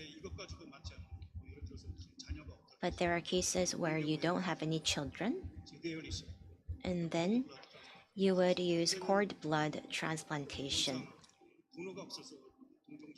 So right now, theoretically, there's no case where we cannot carry out allogenic HSCT because you don't have any family. And currently in Korea, we have around 400,000 donors registered in our registry, and globally there are around 90,000 cases of allogenic HSCT. In Korea, the number of cumulative cases starting from 1984 has been rising, leading to around 48,000 cases. So annually, we see 3,000 cases in Korea. So nowadays, we carry out unrelated transplantation, and when you look at the outcome, this is the data from the Catholic Hospital, St. Mary's Hospital. You can see the survival rate, months after transplantation, DFS, and there's no difference between matched sibling donor and matched unrelated donor transplantation. And relapse and mortality, they don't show any difference between the two cases.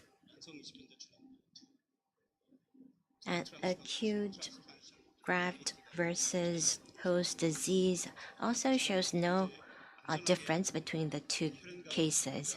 So nowadays, we can safely carry out unrelated matched donor transplantation.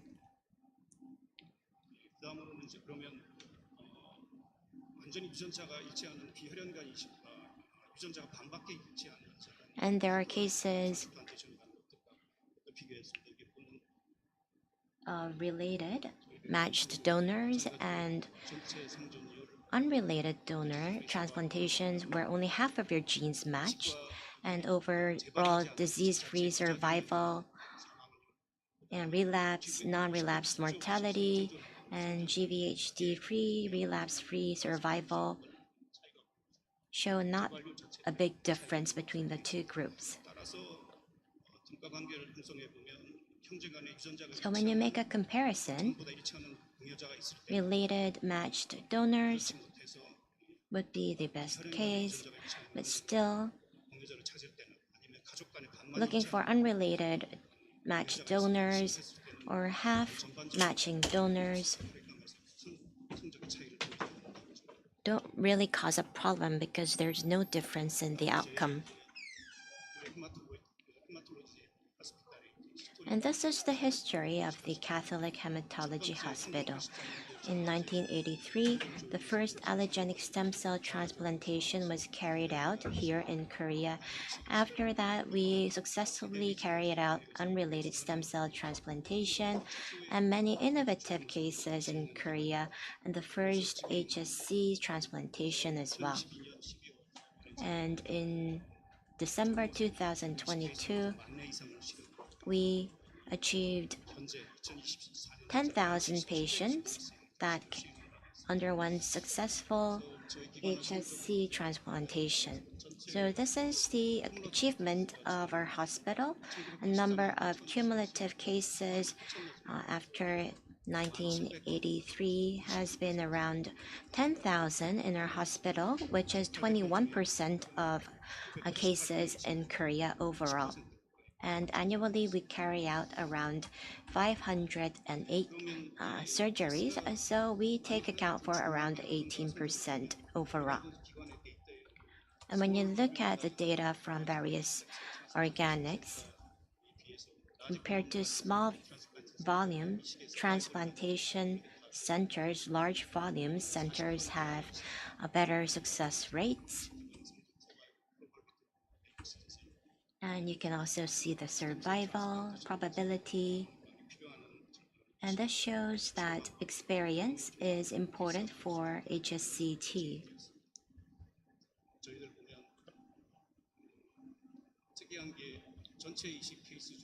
What's interesting is that from the overall cases, around 70% are allogenic SCT, and the number has been growing. Comparing with other organizations in Korea, most centers carry out only 50% with allogenic. But in our case, the ratio is 70%.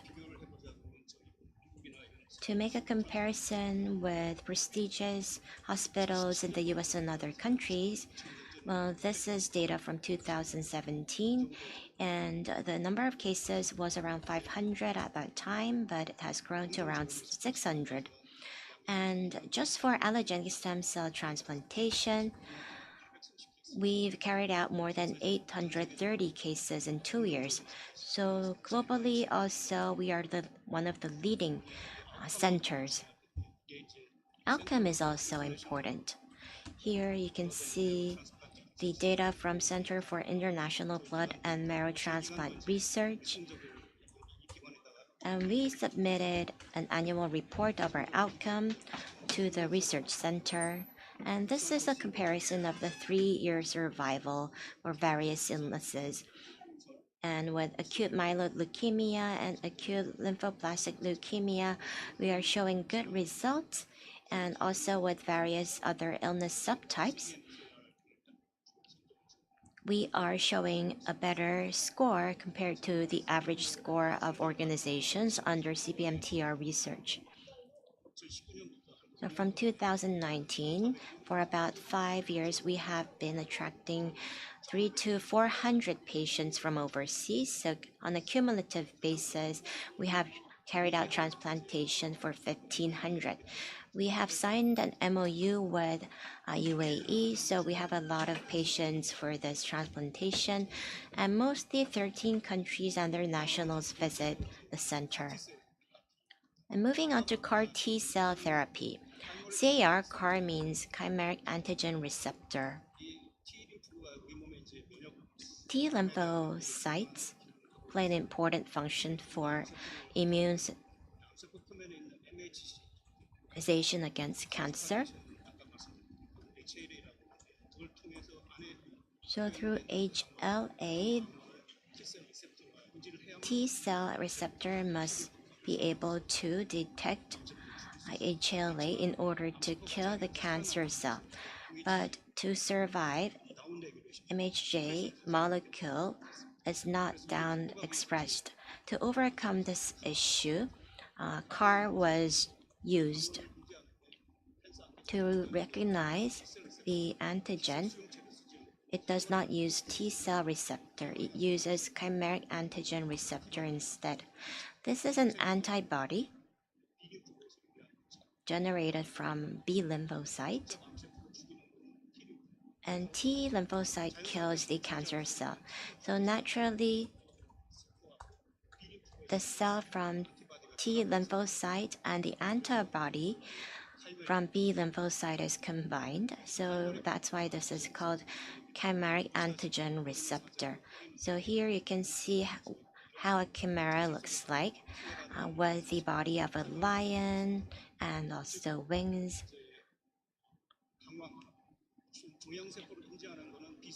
So the tumor cell is recognized by the antibody from the B lymphocyte, and the killing is done by the T lymphocyte. So the second generation CAR T cell is being commercialized, and there's index generation carried out for the 4th generation CAR T cell. When you look at the process from the patient, we would get T cells, and unnecessary cells will be restored. The gene for CAR will be injected in the cell using a virus. So cells that express CAR will be collected and grown. And in order to activate the T lymphocyte, a light level of cancer therapy will be carried out. And the problem is vein-to-vein time is around 3 to 5 weeks. So CAR T-cell therapy transplantation is used for very serious cases, and waiting for 3 to 5 weeks becomes a big problem because the MHC material must match, and it means we cannot use allogenic T cells. because it causes a risk to the host.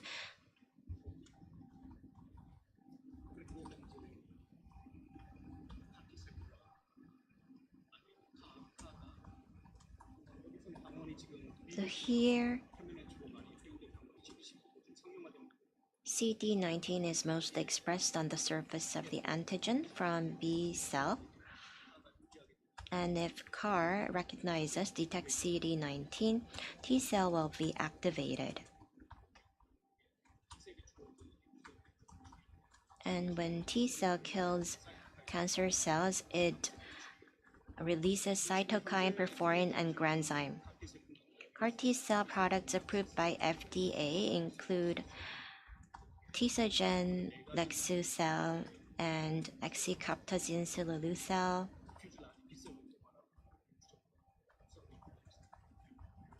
And these are approved for usually diffuse large B-cell lymphoma. And there's Kymriah and Yescarta that's most popular. And in the US, the price is around 400 million won for one injection.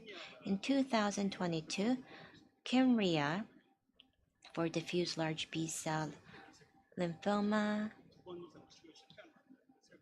especially with patients that have experienced 2 failures, were approved.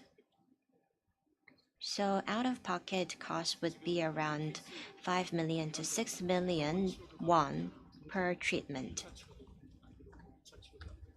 And these are non-responsive patients. Even the 4th round of treatment was non-responsive.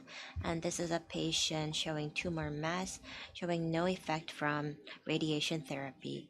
So CD19-directed CAR T cell was infused in July 2023. And here you can see that the tumor masses have been disappeared, and this patient still survives.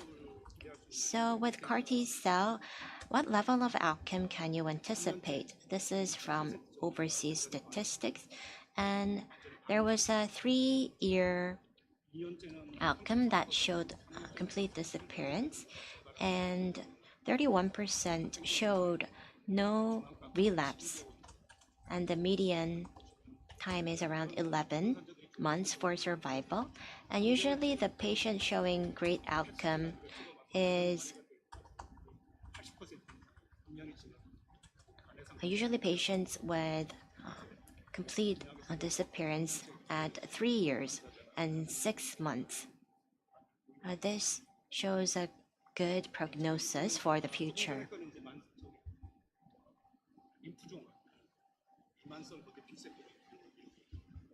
So that was the case for the diffuse large B-cell leukemia.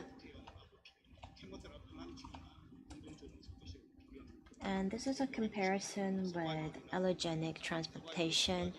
And we looked at overall survival and event-free survival without any relapse and without any residual illnesses. And for overall survival, there is a much better outcome with Kymriah.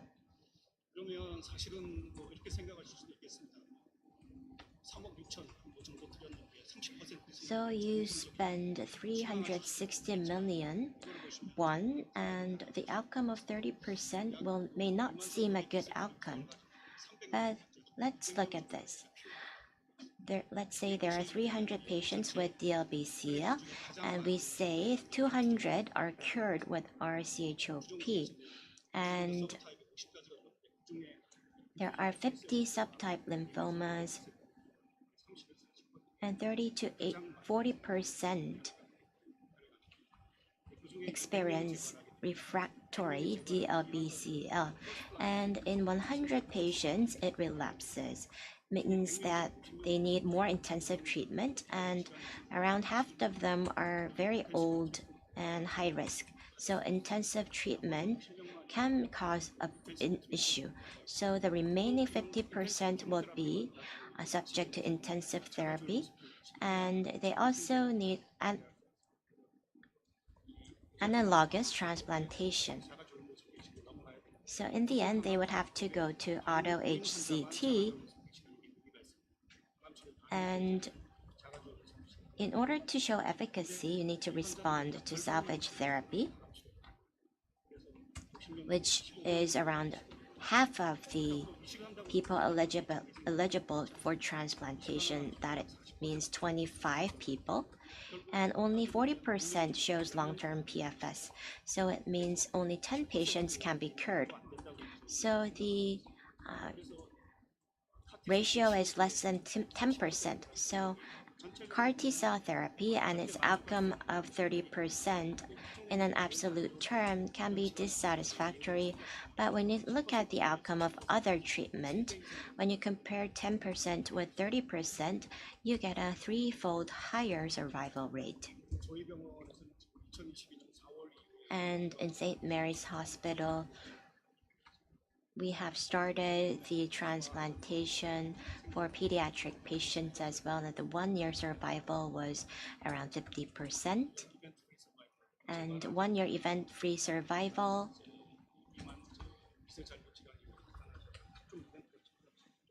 and progression-free survival was around 45.4%. And here you can also see the survival rate is around 45%, and without progression, 43%. So of course, these outcomes are not satisfactory yet. So to enable improvements, a lot of bio venture companies are making efforts to develop new methods around the world. So I showed you several CAR T-cell therapy products approved by FDA, and no other products were approved after that. They are usually under the first phase or second phase clinical trial. So there are a lot of attempts made by organizations, and let me introduce some of them. So in the case of diffuse large B-cell lymphoma, CD22 or 19 are expressed. And if you use CAR T-cell targeting only one of them, the cancer cell, in order to survive, downregulates the expression of CD22 or 19, so there's a loss. So there can be a relapse. So you can use 2 CAR T-cells targeting different genes, or you can also use a dual CAR or tandem CAR. Another way is to activate the cytokine of T-cell or proliferate T-cell with the gene that can generate cytokines, thereby improving the CAR T-cell function. Other attempts are about myeloid leukemia, and CD33 antigen is also important. So you want T cells that target CD33. But the problem with this is that CD33 is expressed for HSC. So if you use CD33 targeting CAR, it may also kill HCS. So CD33 knockout hematoid must be transplanted at the same time, and then you would move on to using CD33 targeting CAR. This is being under research. And this is a way to save normal cells. So only one between T or B cell will be expressed. But if both needs to be expressed, it could create a better benefit. Another way is using oncolytic virus that only grows in a cancer cell and using CAR macrophages, activating the macrophage.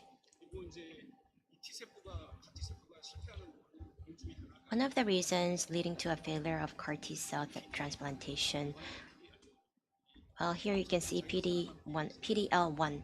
To survive, the cancer cell and its surface programmed death ligands are expressed.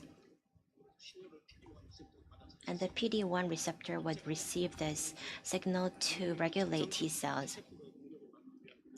Normal cells use this defense mechanism to protect itself from T cells. So the cancer cell uses this to make the T cell invalid. In order to prevent this issue, new attempts as such are being used. The T cell will detect PD-L1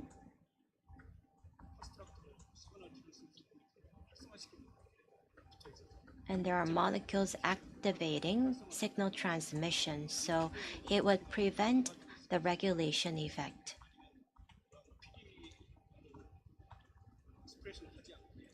Or PD-1 expression may be prevented by using RNAs.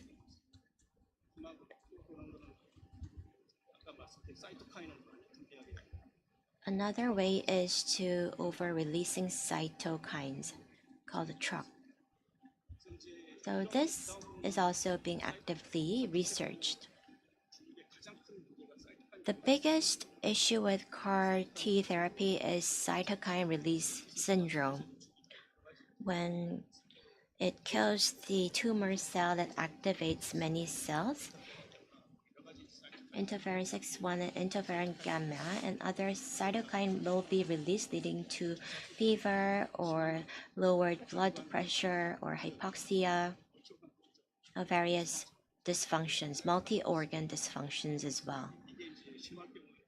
In serious cases, mortality reaches 2 to 3% after CAR T therapy. So there are a lot of safety strategies being used. It expresses EGFR and also injects antibody at the same time. So it kills the CAR T cells expressing these. And iCasper9 will be used to regulate T cell. And new types of safety switches are used.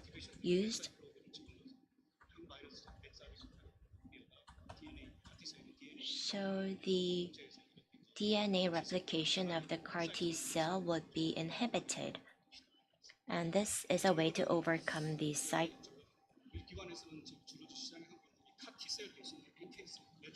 cytokine release. We also are researching the area of using natural killer cells because T cells are expensive, it takes a long time, and if the patient has been overexposed to cancer therapy, there is a lower outcome, and the patient needs to wait for 3 to 5 weeks. And if there could be GVHD due to using a different person's T cell. So many organizations are studying the way of using NK cells. NK cells are much safer than T cells. There's no GVHD and cytokine releasing syndrome. And it could be used off the shelf because there's no cytokine syndrome or GVHD. So as soon as the patient walks in, you can inject the natural killer cell. The NK92 is the only commercialized NK cell that can be used for cell therapy. So we have created a cell line, and on a 20-day culture basis, it grows 280% faster. And when we carry out in vivo animal tests, cytotoxicity of tumor cell was almost the same. So we're using NK101 cell for this study. And we use the general NK cell as a platform. And usually use viruses to inject genes to a CAR. There could be virus-induced negative effects. So electroporation can be used here to deliver MRI.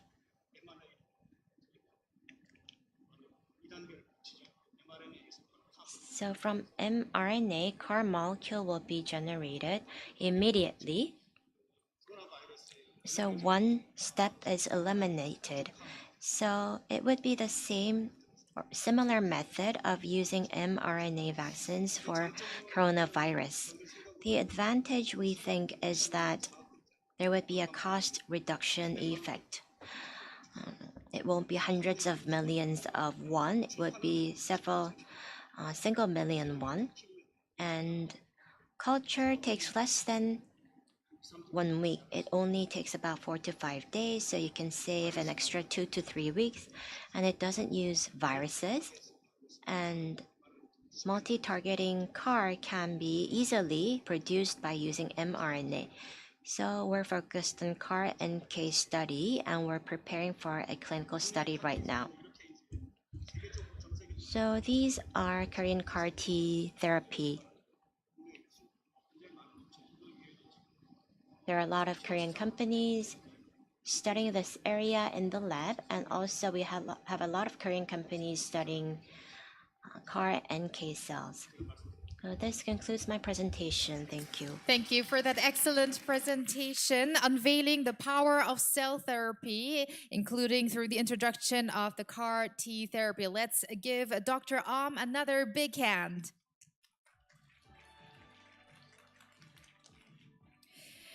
And the fifth presentation is about minimally invasive cancer therapy, particle therapy status in Korea, and future prospects. Dr. Hee-Chul Park, director of the Proton Therapy Center at Samsung Medical Center, will deliver this presentation. Professor Park currently serves as the chairman of the Korean Society for Radiation Oncology and is an expert in non-surgical local treatment for liver cancer, specializing in radiation surgery and proton therapy. Starting in 2015, Samsung Medical Center achieved a milestone by completing 5,000 cases of proton therapy as of 2022. Professor Park is at the forefront of assisting not only liver cancer patients, but also many others to return to normal life. He plays a crucial role in establishing the Proton Therapy Center at Samsung Medical Center as the world's best institution for proton therapy. So please welcome him with a big round of applause.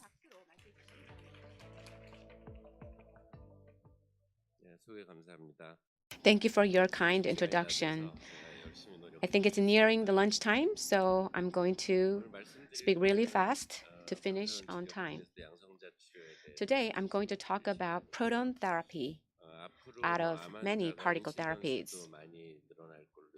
I think the estimated number of new cancer patients will increase, and it will also followed by higher mortality rates. Another big problem is among the increasing cancer patients, there will be more portion of aged patients. Traditional cancer therapies, such as radiotherapy and surgeries, I think these traditional therapies are not appropriate for those aged cancer patients. There are cancer treatment modalities. In the past, it was very aggressive therapy. Cut, burn, and poison. They are the main ways to expedite the death of cancer patients. But nowadays, the modern high-precision cancer therapy is leading to a lot of recoveries of cancer patients. So against this backdrop, the radiotherapy is also increasing. So about 50% of cancer patients experience at least one time of radiotherapy during their treatment journey. In the European countries, about 50% of cancer patients are indicated for radiotherapy, but the application rate of radiotherapy is lower than the ideal level. I think it depends on the infrastructure and the facilities and economic power and everything. Let's look at the situation in Korea. This is the statistics from the early 2000s. So every year we see 200,000 new cancer patients. But when you look at the annual radiotherapy patients, so about 50,000 patients are receiving radiotherapy in Korea. So the radiotherapy application rate is about 25%. When you look at the graph on the right side, from 2017 to 2019, you see the data here. So the radiotherapy application rate increased by 5% to 30%. On the left side, you can see the details of utilization of radiotherapy. The breast cancer, lung cancer, and the urological cancer and colon cancer. This is the order of the cancers where the radiotherapy is mostly used. So for breast cancer, the RT application is really high. So radiation therapy has really wide spectrum. The traditional radiotherapy includes the usage of X-ray and gamma ray. But on the right side, you can see the proton and carbon ion therapies. They are also part of radiotherapy. So proton therapy and carbon ion therapies, these are the representative particle therapies. So radiotherapy has progressed a lot. When you look at the bottom left, when you look at the X-ray picture, you can estimate the location of cancer. So you block the other areas so that radiotherapy doesn't reach the healthy part. And the middle picture shows the CT scan picture. This is the progress from X-ray picture. So there's a gamma knife surgery for brain cancer. So we can conduct that kind of radiotherapy in any part of our body thanks to the advancement of technology. There will be advancement of equipment. So radiotherapy combined with the MRI and many hybrid therapy equipment will show up. You can see the proton therapy equipment. Even at a small clinic, this the proton equipment can be used. And the particle therapy requires a big space. So there are many different types of particle therapies. So let's watch one video which shows the basics of proton therapy. Why don't you play the video?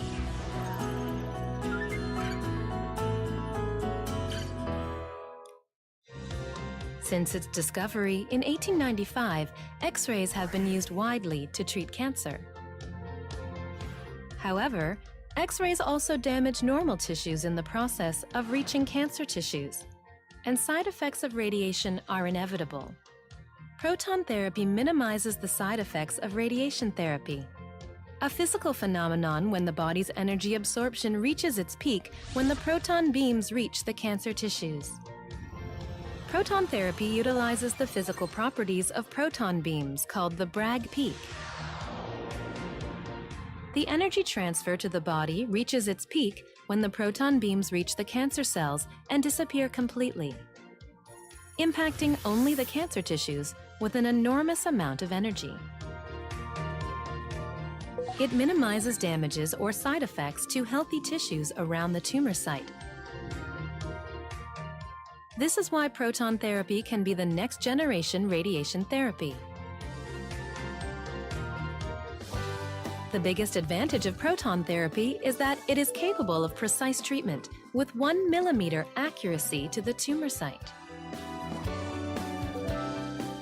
And as the location and shape of the tumor varies by patient and even changes position according to the patient's breathing, SMC provides a treatment plan that is customized to each patient. Proton therapy minimizes the amount of radiation emitted to normal tissues surrounding the tumor, minimizing side effects and complications. Because there is almost no impact on a patient's daily life during the treatment period, the treatment doesn't require hospitalization. In the long term, it also minimizes the risk of secondary cancers caused by exposure to radiation. While conventional radiation therapy can't be repeated on an area that was once treated with radiation, proton therapy protects healthy tissues and can be applied multiple times.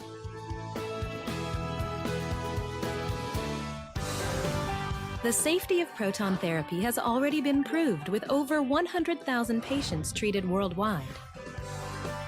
And it can be applied on almost every type of cancer, including liver, lung, head, and neck cancers, as well as brain tumors and spinal cancer, which are especially risky to operate on.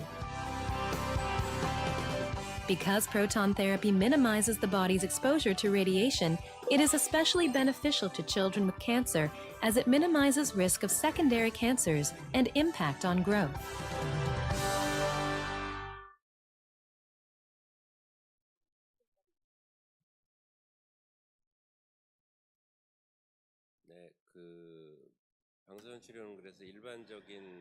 So the radiation therapy consists of the traditional X-ray therapy and the proton therapies. So when you look at the right side, when you apply the particle therapy to liver cancer, the surrounding normal tissues exposure to radiation is minimized. This is the real case. And we also have heavy particle therapy as part of radiotherapy. The basic principle is the same. So when you look at the media coverage, it seems like the heavy particle therapy is always better than other types of radiotherapy, but it all depends on the type of patient. The left side one is the Severance hospitals have heavy particle therapy. When the size is big and the depth is 11 centimeters deep, the amount of beam is almost same. When the depth is deeper, then radiation exposure to the surrounding tissues will be expanded. So depending on the situation, sometimes you need to use proton therapy, or sometimes you need to use heavy particle therapy. So you need to look at the RB, relative biological effectiveness. If the normal tissues exposure is the same, then heavy particle therapy is better. But the right side shows the proton therapy statistics. So by using liver cancer cell lines, and we measure the relative biological effectiveness, depending on the genetic nature, the reaction and the outcomes varied. So individual variation need to be taken into consideration. So you need to consider the radiation sensitivity of the surrounding normal tissues. So based on that, you need to apply proton therapy or heavy particle therapy. And also there's a pros of heavy particle therapy. When the cancer cells are located in non-oxygen conditions, it's very hard to treat the cancer. But when it comes to the heavy particle therapy, is proven to be very effective in the low oxygen cancer. It is very promising treatment for low oxygen cancer. So here there's a small cancer cell, but after the application of proton therapy, it disappeared. For pancreatic cancer, so there's no progress survival for 3 years after the proton therapy. And when it comes to hepatocellular carcinoma, the proton therapy was really excellent. So the effect was the same as the liversectomy. So this patient has still survived for 6 years after the treatment. This is the intrahepatic carcinoma. People say that only surgery is the answer, but proton therapy was also effective in that type of patient. So you might think the proton therapy emerged all of a sudden nowadays, but that's not the case. The particle therapy or proton therapy history dates back to 1930s. So the first proton therapy happened at Berkeley Lab in 1954. And the ion therapy was introduced. And the big turning point happened when Loma Linda Hospital adopted proton therapy center at a hospital level. And in Japan, the heavy particle centrifuge was established at a hospital in Japan. And the first hospital heavy particle therapy equipment was introduced into Korea in 1986. That's when I entered the College of Medicine. So particle therapy was introduced in Korea for the first time. And this is the news coverage about that. It also features the prices of the therapy. And Dr. Ju made a proposal that Korea needs proton therapy. This new media coverage happened in 1995. So thanks to his support, in 2001, we were able to establish a relevant center. So the first therapy first proton therapy happened domestically in 2007. So Samsung Medical Center prepared for proton therapy. So finally, in 2022, we saw the accumulated number of patients reaching 5,000 who received the proton therapy. So it's quite promising, and it is increasing right now. So this is the statistics on radiotherapy in Big 5 Korean major hospitals. The red color refers to my hospital, Samsung Medical Center. So about 15% of NCC Korea receives the proton therapy. And Samsung Medical Center, about 10% of patients receive radiotherapy. Blue one is the conventional therapy, and green one shows the modern radiotherapy. So I think in modern years, we have seen huge progress in radiotherapy. In 2010, the radiotherapy is reimbursed by the National Health Insurance for solid cancers. And this is the prospect. So indications might change depending on the coverage of National Health Insurance. So prostatic cancer, liver cancer, head and neck cancer, and upper gastric cancer. So these are the types of cancers which are covered by National Health Insurance for radiotherapy. So this shows the reimbursement for cancer type. So when it comes to head and neck cancer, we actually apply radiotherapy, the proton therapy, and about 20% of proton therapy is applied to liver cancer. So since the launch of our proton therapy center, you can see the increase of patients receiving proton therapy. G means gantry. It shows the number of treatment rooms. So we have 2 treatment rooms at Samsung Medical Center. So we have accumulated the patients receiving proton therapy with these 2 treatment rooms. When you look at the HERA statistics, so proton therapy is not covered by insurance. So proton therapy represents 3% of radiotherapy in Korea. In America, prostatic cancer took up the biggest part in proton therapy, but breast cancer is picking up, is increasing when it comes to the application of proton therapy. The proton therapy facilities are increasing a lot, as you see in this pie charts.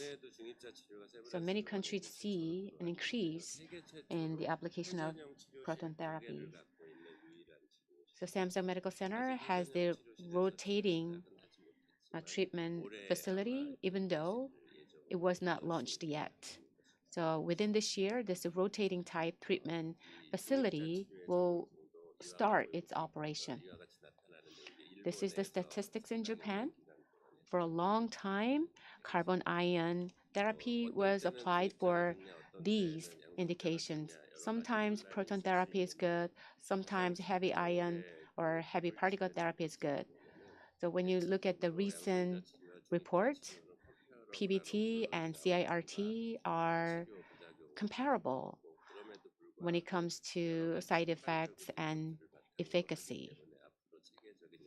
But there should be more systematic research required to compare these 2 types of therapies. Nurses and administration staff, we actually conduct a survey. So what was the biggest milestone at Samsung Medical Center? That was the question in the survey, and they said the establishment of proton therapy center. That was the biggest event at Samsung Medical Center, they answered. So many people want to receive proton therapy, but in order to expand the application, we need to have a proper reimbursement policy. So there are many patients wanting to receive the proton therapy, but we only have 2 rooms. So we are doing our best to apply the best proton therapy for the best efficacy. So at least 1 proton therapy center is needed per region. So proton therapy can only cover 10% of radiotherapy patients, and we don't have room to receive patients from other hospitals. So nationwide, we need to establish more proton therapy centers across the country. So the equipment is becoming smaller, and for heavy particle therapy, there's a rotating type equipment. I think it will be a great milestone. And dimension is also becoming smaller, so we will also reduce cost as well. So there are a lot of good prospects of proton therapy.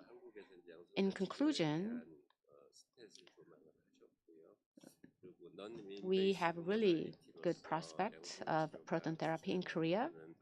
As a non-invasive local modality, the local control probability of particle therapy seems similar to surgery.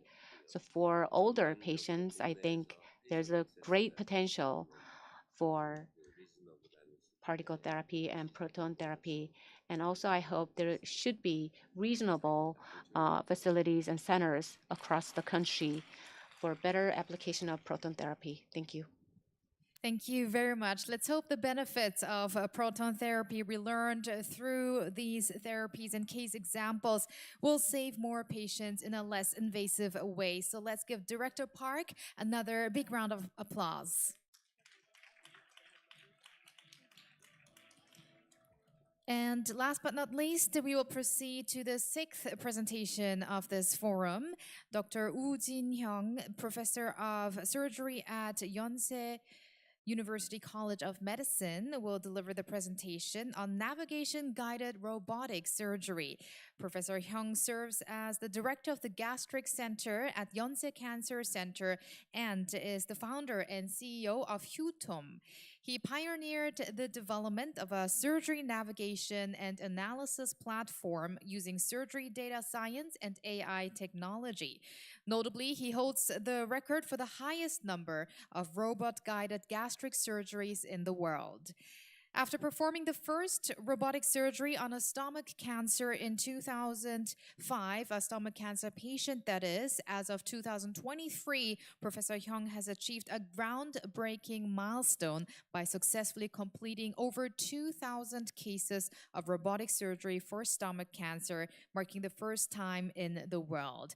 And Professor Hyung is truly dedicated to achieving more precise and sophisticated surgeries by integrating his clinical experiences with intensive research for technological advancement. So ladies and gentlemen, let's welcome him with a big hand.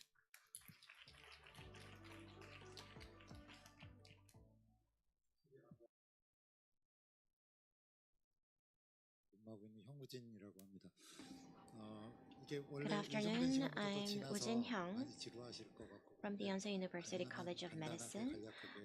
The session is being very delayed, so let me try to make it very simple.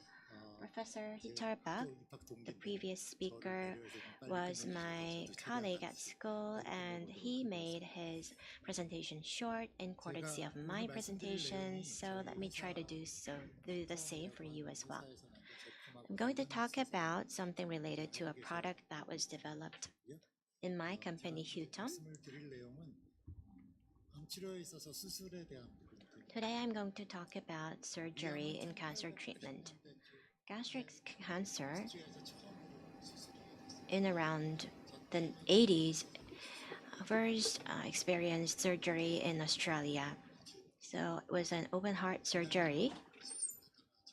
The traditional way has been used for a long time, and from the 90s, laparoscopy was started to be used. As you can see, the physicians would look at the camera, the monitor, and go through a hole in the abdomen of a patient.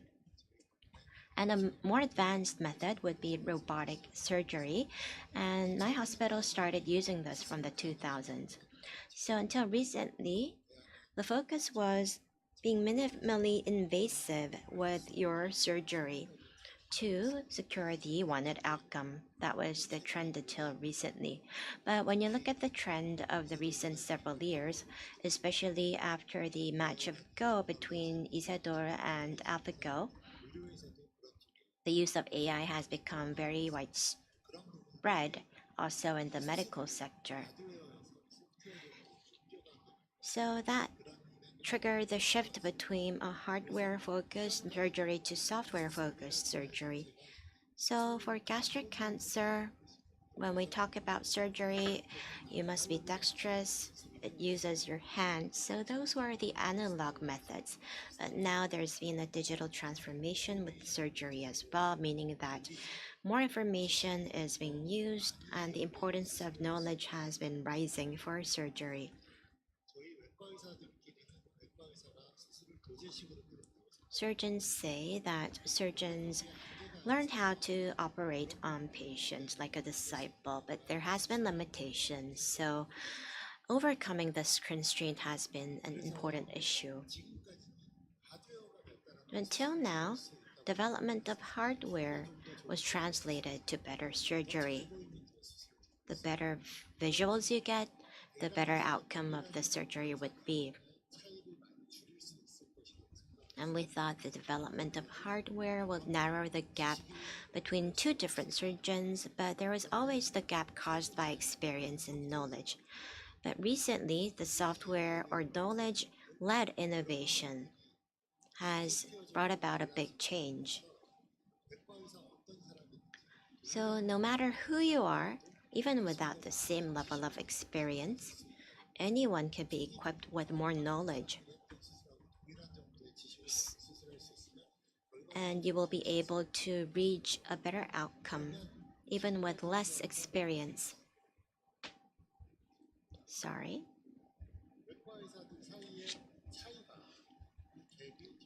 The gap among surgeons will be narrowed down with a shift. And in the future, that is not so distant, any surgeon will show the same level of outcome, which would be most beneficial for the patients. So how would this be possible? As Professor Park shared, you saw many different images where we used technology to diagnose a disease and finding the target. And the image carries a lot of information, and how we use the information leads us to securing more information for operations. This has caused a lot of development in surgeries. The knowledge that we could not reach in the past is now securable, leading to better outcomes. Here you can see bleeding that has been stopped easily. So I've operated on 7,000 cases, and I think this is a very well done surgery because you don't see much bleeding. And here there's one vessel, so I thought this is the target. But as I operated, I found a severed vessel. So I had to find it again, and I would tie them up to prevent hemorrhage. So even after 7,000 operation experiences, these types of issues happen. We want to know the anatomical structure of patients before an operation, but the anatomy of patients are all different, even between twins. This means that we cannot generalize the anatomy of patients. 10 years ago, I used CT images in various ways to see if we can identify the vessel structures, and it turned out that the images were very helpful. But these images cannot be understood by any ordinary men. This is an easy picture to understand for people who have majored in this sector, but as surgeons, we have to learn more information to be able to interpret the meaning of the images. So for surgeons, it's not easy to use these images on a daily basis. So to overcome this constraint, I used 3D printing. I wanted to reproduce the structure of the organ, and this took me more than 1 week. And all the organs are separately produced, so I cannot integrate them. So I changed my method, and I wanted to see if we could simulate surgery with 3D printing. It is possible, but very uncomfortable, and the structure is not exactly the same with the anatomy. So I thought this is not the way, and we need something that's more agile and real time. So I reviewed various ways, and there is the camera in the abdomen, and it helps us predict the location of the operation before the operation. So if we can create the virtual environment with an image, we will be able to understand the anatomy of the patient. And it should be friendly for the surgeon, and it should be very fast. And AI can be of aid recently, when you look at Sora, it's able to generate videos. So AI was very helpful in reducing the time required to create a CD image and visualize the resultant video. And you take a picture, a CT scan of the artery and the veins at a different point in time. And people breathe, and matching these two images into one is not easy. Another issue is to be able to easily visualize the location of the operation. So our first idea was, well, depending on the camera position, the angle where you can see differs. During the operation, there's the target that you want, and the virtual image must be able to be consistent with the actual location, which is not easy. And the level of pneumoperitoneum model is different based on patient. And the second issue is being able to create a 3D image in a short amount of time. And the third issue is, well, can you click on the video so it can be played on the right? So it's much more easier to understand now. This image is different from the atlas, but here you can see an image similar to what you see during the surgery, which makes the surgeon understand the situation more easily, and you can reach the location. Now, as I've mentioned, we can use a GPS system, just like a navigation system on your car during operation. And this product was developed by the company Hutom that I founded. So we have the pneumoperitoneum model that is patient-specific, and a matching model between the vein and the artery image, and a solution that creates 3D videos from 2D images. All of these functions were integrated in one system. So pre-operation, you can understand the full anatomies of a patient. So here you have the pneumoperitoneum model, and you can see the anatomical structure of the patient, and instruments must be placed in the abdomen. But with this system, you can do a practice on the patient that you're going to operate on tomorrow, and you can identify the exact location where the instruments must be placed at. If you make a mistake, the instruments may clash, preventing inappropriate surgery. So can we use this during operation? So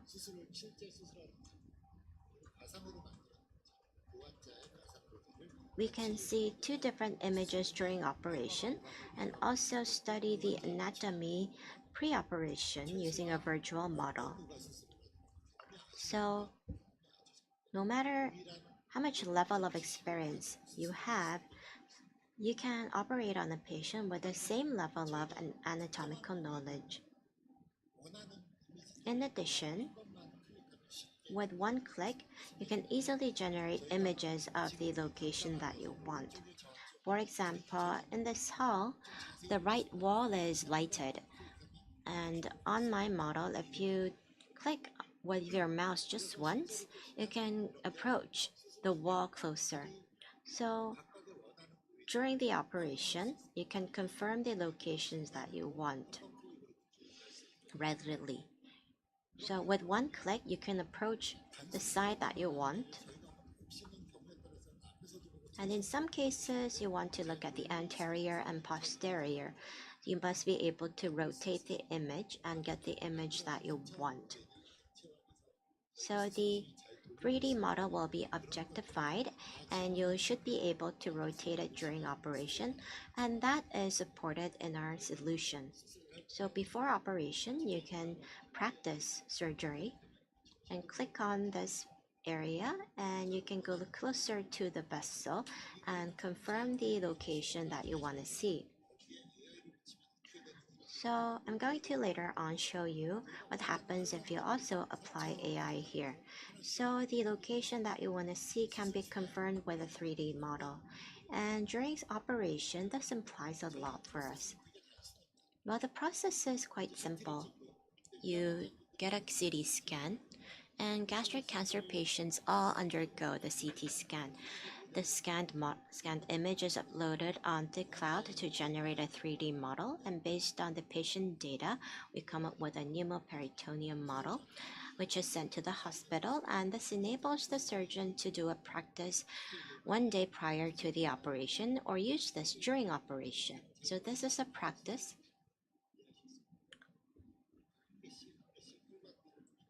You can see each vessel beforehand. Usually 7 to 8 thick vessels must be ligated during the operation. And here for this patient, this vessel is very important. It leads to the liver. And this situation is unusual. So for this patient, this vessel has branched and you cannot be sure whether this has to be cut. And if you look closer, the two vessels are linked. And it shows that the blood will be supplied and you can resect the vessel going to the liver. So this is the actual video of the operation. You just saw that same vessel going to the liver. So you can resect each of the vessels. So it was very easy to locate this vessel because it was in the spleen, and you want to go to the right side and you want to look at the vein first, and you need to resect these two veins, and you've already seen this during practice, so it's much easier to operate on the actual patient. So until now, we did not have any option to confirm the anatomical structure pre-operation. Here you can see two different vessels and their position. So no matter who you are and what level of experience you have, the same anatomical knowledge is already secured. So the software that I developed now supports all physicians and surgeons. After the ligation, here on the right, you can see the gastric vein, and it's easy to locate this vessel. It was behind the artery, and you cannot miss it because we already have the 3D model. If you miss this artery, there could be a lot of hemorrhage. And to confirm whether we can really resect this vessel, we used angiography and tied this vessel hard, and the blood supply is signaled with the green. And you can see that it's expressed in green still. So this type of angiographic procedure is not needed nowadays because you now have the 3D model. What's better is that we can be assured that you will be able to safely resect this vessel for the patient. This is another patient with the same vessel going toward the liver. But with this patient, it's different because there's only one vessel, so you cannot resect this one. And you can understand that there are 3 vessels leading toward the gastric artery. So in the past, we could not recognize this, no matter the level of experience that you have. So if you're able to identify the small vessels beforehand, each and every one of them, it's very convenient, and this is now enabled thanks to my software. So all of the vessels that we wanted to locate, the system located without any error. And you can go even deeper. Very specific information can be confirmed. And the result was that the operation time was cut by 10%. I never imagined that one day I could operate during a smaller amount of time. I carry out 2,000 robotic surgery, but even with robots, operation time does not decrease. But the fact that the system overcomes your knowledge level limitation enables us to cut the operation time. Console time here means the time I spent to operate on the robot console, and that time has been cut.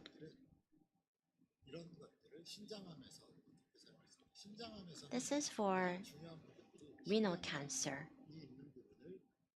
For the kidney, you need to be able to separate the cancer location with the spot where the urine is generated. And you need to be able to preserve as much kidney function as possible. And the location of the cancer cell must be located exactly, unless otherwise it would be hard to carry out a surgeon. So we're carrying out the development to come up with a model for kidney cancer and also for the lung. The less you resect for lung, the better outcome you get. And usually you inject gas during operation for your intestines, but with lung it's impossible. Rather, you need to be able to contract the size of the lung. And the situation is different depending on whether you're a smoker, whether you're healthy, and these elements must be predicted so we can place the instruments on the right location and come up with the right calculation for the outcome. So we're developing a model enabling a practice of lung cancer surgery. All of the physical properties are reflected. For gastric cancer, we already have the prototype, and we have confirmed the effects during a clinical study. We're currently writing the report. So as mentioned, you can practice on the patient on the previous day. So we used to say you only get one chance to operate on one patient. But that is no longer. You can practice 10 times, 20 times. And with the development of AI, we now have computer vision. So here you can see the organs, movement of the instruments, and what type of tools can be used during operation. And you can also understand the stage during the operation. So with this video, we can carry out analysis, such as whether there's hemorrhage, what stage they're at, with what type of tool, on what types of organs in real time.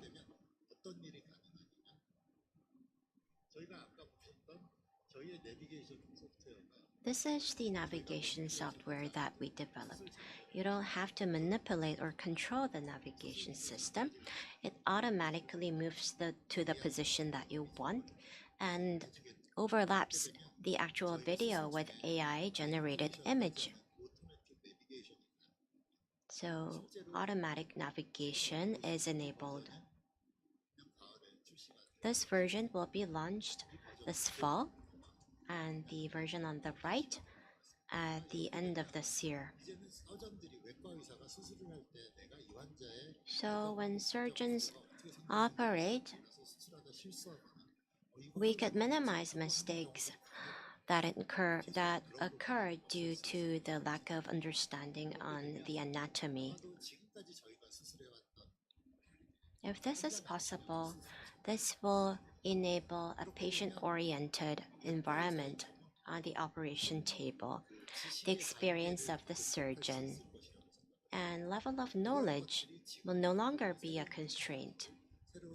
New technology and solutions, digital technologies will enable this further. In the end, recovery of the patient will be facilitated and we can become better surgeons. Thank you. Thank you for that interesting presentation with AI and robots, the keywords of almost all industries today. We look forward to this technology to immensely help with meticulous surgeries. So let's give Professor Hyung another big round of applause. And that wraps up Forum 3. Thank you very much for the excellent presentations. I would also like to thank all of our participants and distinguished guests for being with us until the very end.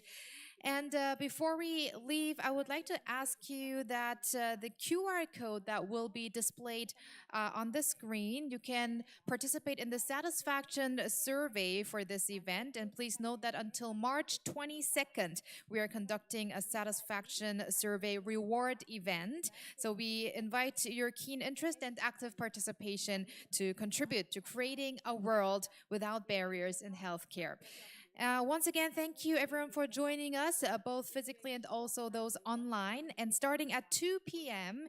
here in this room 401, we are going to start with Forum 4, the paradigm shift in the global healthcare market brought by digital technologies. So I hope for those of you attending Forum 4, I will see you again. And if this was the last forum you're attending, you might want to go online to attend the 4th forum as well. And for now, I'm going to say goodbye. Thank you very much.